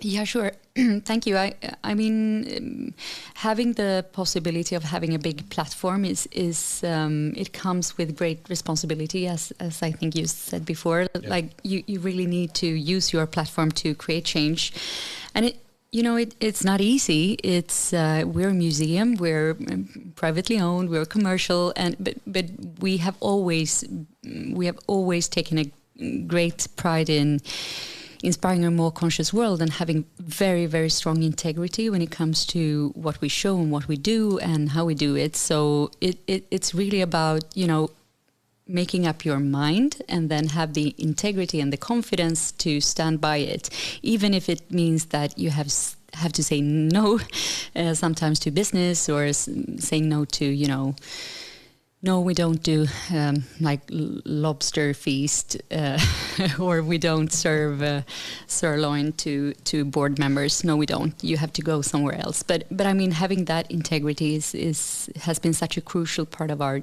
journey. And now today, like when we started 12 years ago, that was not like having a plant-based kitchen was like super weird. But today the market is really there. So I mean, we are in a world that changes constantly, and we are never satisfied. We just focus on the next thing all the time. But how do you stay motivated like that? Because I can imagine it must have been very difficult to be one of the first restaurants in Stockholm serving a carrot as a main. Yeah. Yeah. Well, I think that what we discussed here today is really the reason, and creating change. And I mean, I get inspired every day by, you know, our chefs, that they are so confident in what they do, and they're so, I feel that they are almost, you know, magicians. Like, okay, so we don't have exotic fruit, so how do we create our own pineapple made of something Swedish with something else Swedish that you know, mimics something that we cannot serve. So I mean, it's so much of a teamwork, and it's so much about having a very, very strong value platform and mission, and then it gets so fun, you know. It's like inventing new stuff every day. It feels like that, really taking that the kind of fun hope part as well, and using that, because that's easier to lure people into the journey, and Yes. a good first step, and then you can start to learn more and so on as long. Absolutely, and it's crucial to have the right people that have the same, you know, motivation, and then it gets so easy. And would you say then, are there some forms of art, you have done so many different ones, that you would say are especially impactful in getting people to take action or feel something? Well, I certainly feel that documentaries do that in a great way. I mean, photography too, because you're telling a story within that image, you know. And if you can, send a message too about what the situation is. But I think, I mean, after my experience really of doing the children's books, you know, it's a trilogy of children's books for 3 to 6 year olds. Is it about climate, or what kind of topic? Yeah, I was going to do a memoir, and I think I might still do that one day. But the person who's going to help me write that is a dear friend of mine, and he was researching all of the work that I do, and he says, okay, but what does White Feather do for the kids? And I'm going, what have you done for the kids? Songs? No? Okay. So documentaries? He said, yeah, but, you know, why not think about doing something for the kids? And I went, all right. He said, listen, I'll guide you if you need some help. And so we started on this path of doing a couple of children's books. And how that came into being was that I just remember as a kid, you know, with my grandmother or my mother at nap time or bedtime, sitting there cradled, you know, with a book, and you'd go on these journeys. And I just thought, okay, what if I can make that about what's happening today and what's real? And mostly what I wanted to do was make the kids and start the conversation about the issues that we're facing. So it wasn't a doom and gloom, but it was more of, okay, how do we fix this? And it was also pushing the parents to relearn, you know, get back into it and understand that, you know, the mess that they're making is going to affect their child, you know. The bigger picture. So that's what the books were about, you know. So it approaches most subjects, and it's, you know, it's about children asking, well, why is there plastic in the sea? Why don't they have any clean water? And the list goes on. So and sometimes the best. Oh, sorry. Yeah, no. So for me, it's about getting in there, starting the young ones to really understand what's going on. You know, and there's no better pressure on parents than hearing it from their kids. Sure, That's absolutely. Why, we had a discussion on food, and apparently just focusing on school, food served in schools. Then if kids go home and like, I really want to have insects today, it's going to be way easier to actually transform the world. So yeah, that's very true. Yeah. And I mean, Nina, what you see in terms of engagement on your platform, is it mainly the younger generations, or do you see from all age brackets? It is actually from all, I think. We had an early hypothesis of going after younger audiences. But at the end of the day, I think what we've learned is that this is a question in terms of what's happening to our planet that really touches everyone. It's not an age question. It's beyond that. So we see people of all age groups really caring. Then in terms of action might be another topic, but certainly, I mean, it's people my own age, 40, with kids. Also, I think a lot of people having kids starting to worry about these questions more, and children are they pick up on these things, right? So they start asking questions, and so you start wondering, what am I doing if you haven't done anything already? They can be part of the experience together. Yeah, with their 100%. parents, like, choosing and looking at the stories. And my kids have always been fans of some of the weirdest creatures out there on the platform. But certainly, I think everyone is walking around with this. Not everyone, I should say, but a lot of people are walking around with this anxiety and really worrying and feeling. And I felt this way myself, so not being able to do... I'm with you on that one, feeling helpless. Feeling helpless, really. and so a lot about what we're also trying to do is just empower people in a way, and we had this beautiful experience, was it this week? I'm trying to think. It was this week, yeah, with an organization coming in to Stockholm with Constantino, and Tino is his name. He's the leader from the indigenous groups. It's in Peru, and they're bringing together 150. That's the train, I think. Yes, I hope so. 150 communities across 7 countries to reforest the Andes. Huh. And it's this incredible project that is obviously about replanting trees from a climate perspective, but for the local people, it's about water and having the access to clean water. And he just said this thing to us. That the local people had said to him, and they pointed at the mountain where they normally have the glaciers, and they said, there's no snow, like we must be doing something wrong. And when he said that, it just hit me in this way. It's like they're looking there at their mountain and feeling that they are doing something wrong. And so this is what's brought all these thousands of people together to replant these mountains so that they can have water for themselves and for future generations. It's and so part of what we're trying to do is then, by using the smartphones out there, is bringing these stories to people all around the world so that you actually also can be a part of that and feel that you are doing something. You might not be there, not plant that tree, but you are essentially planting that tree by supporting this local community and empowering, and making sure that they take care of their own land, helping them in that. Yeah, it was exactly the same story when I went to Colombia for the first time to meet the Koji tribe, which they used to be fishermen but were chased off into the mountains by the Spanish in the 1600s. So they went up into the mountains and started a new life over the centuries.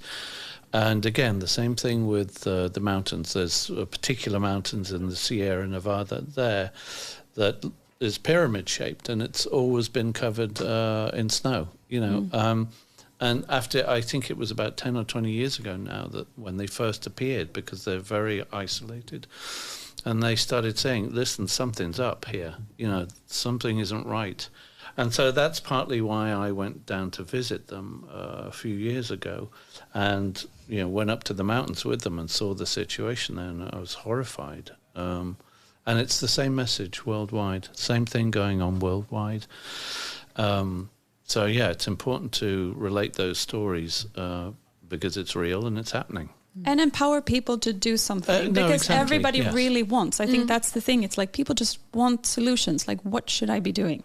And seeing it collectively as well, that it's not only what you do, but really connecting to what others are doing as well. And then you see the kind of collective effort as well. Yeah.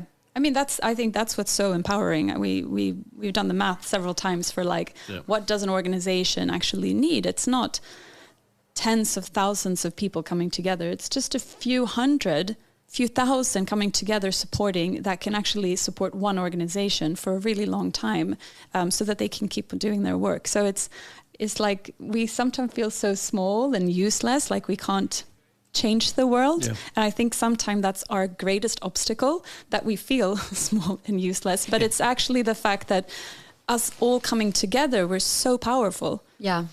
And I wish everybody just could feel that, like, power. Yes, and that everybody has their role. You don't always have to, walk 100 miles and do everything yourself, or be even the initiator. Sometimes you can just, fund someone or endorse somebody, or there are so many roles to play. Every little helps. Yeah. I think that will be kind of the perfect way to, unfortunately, round off that you're not small, you're not useless, you actually have a role to play. So remember that.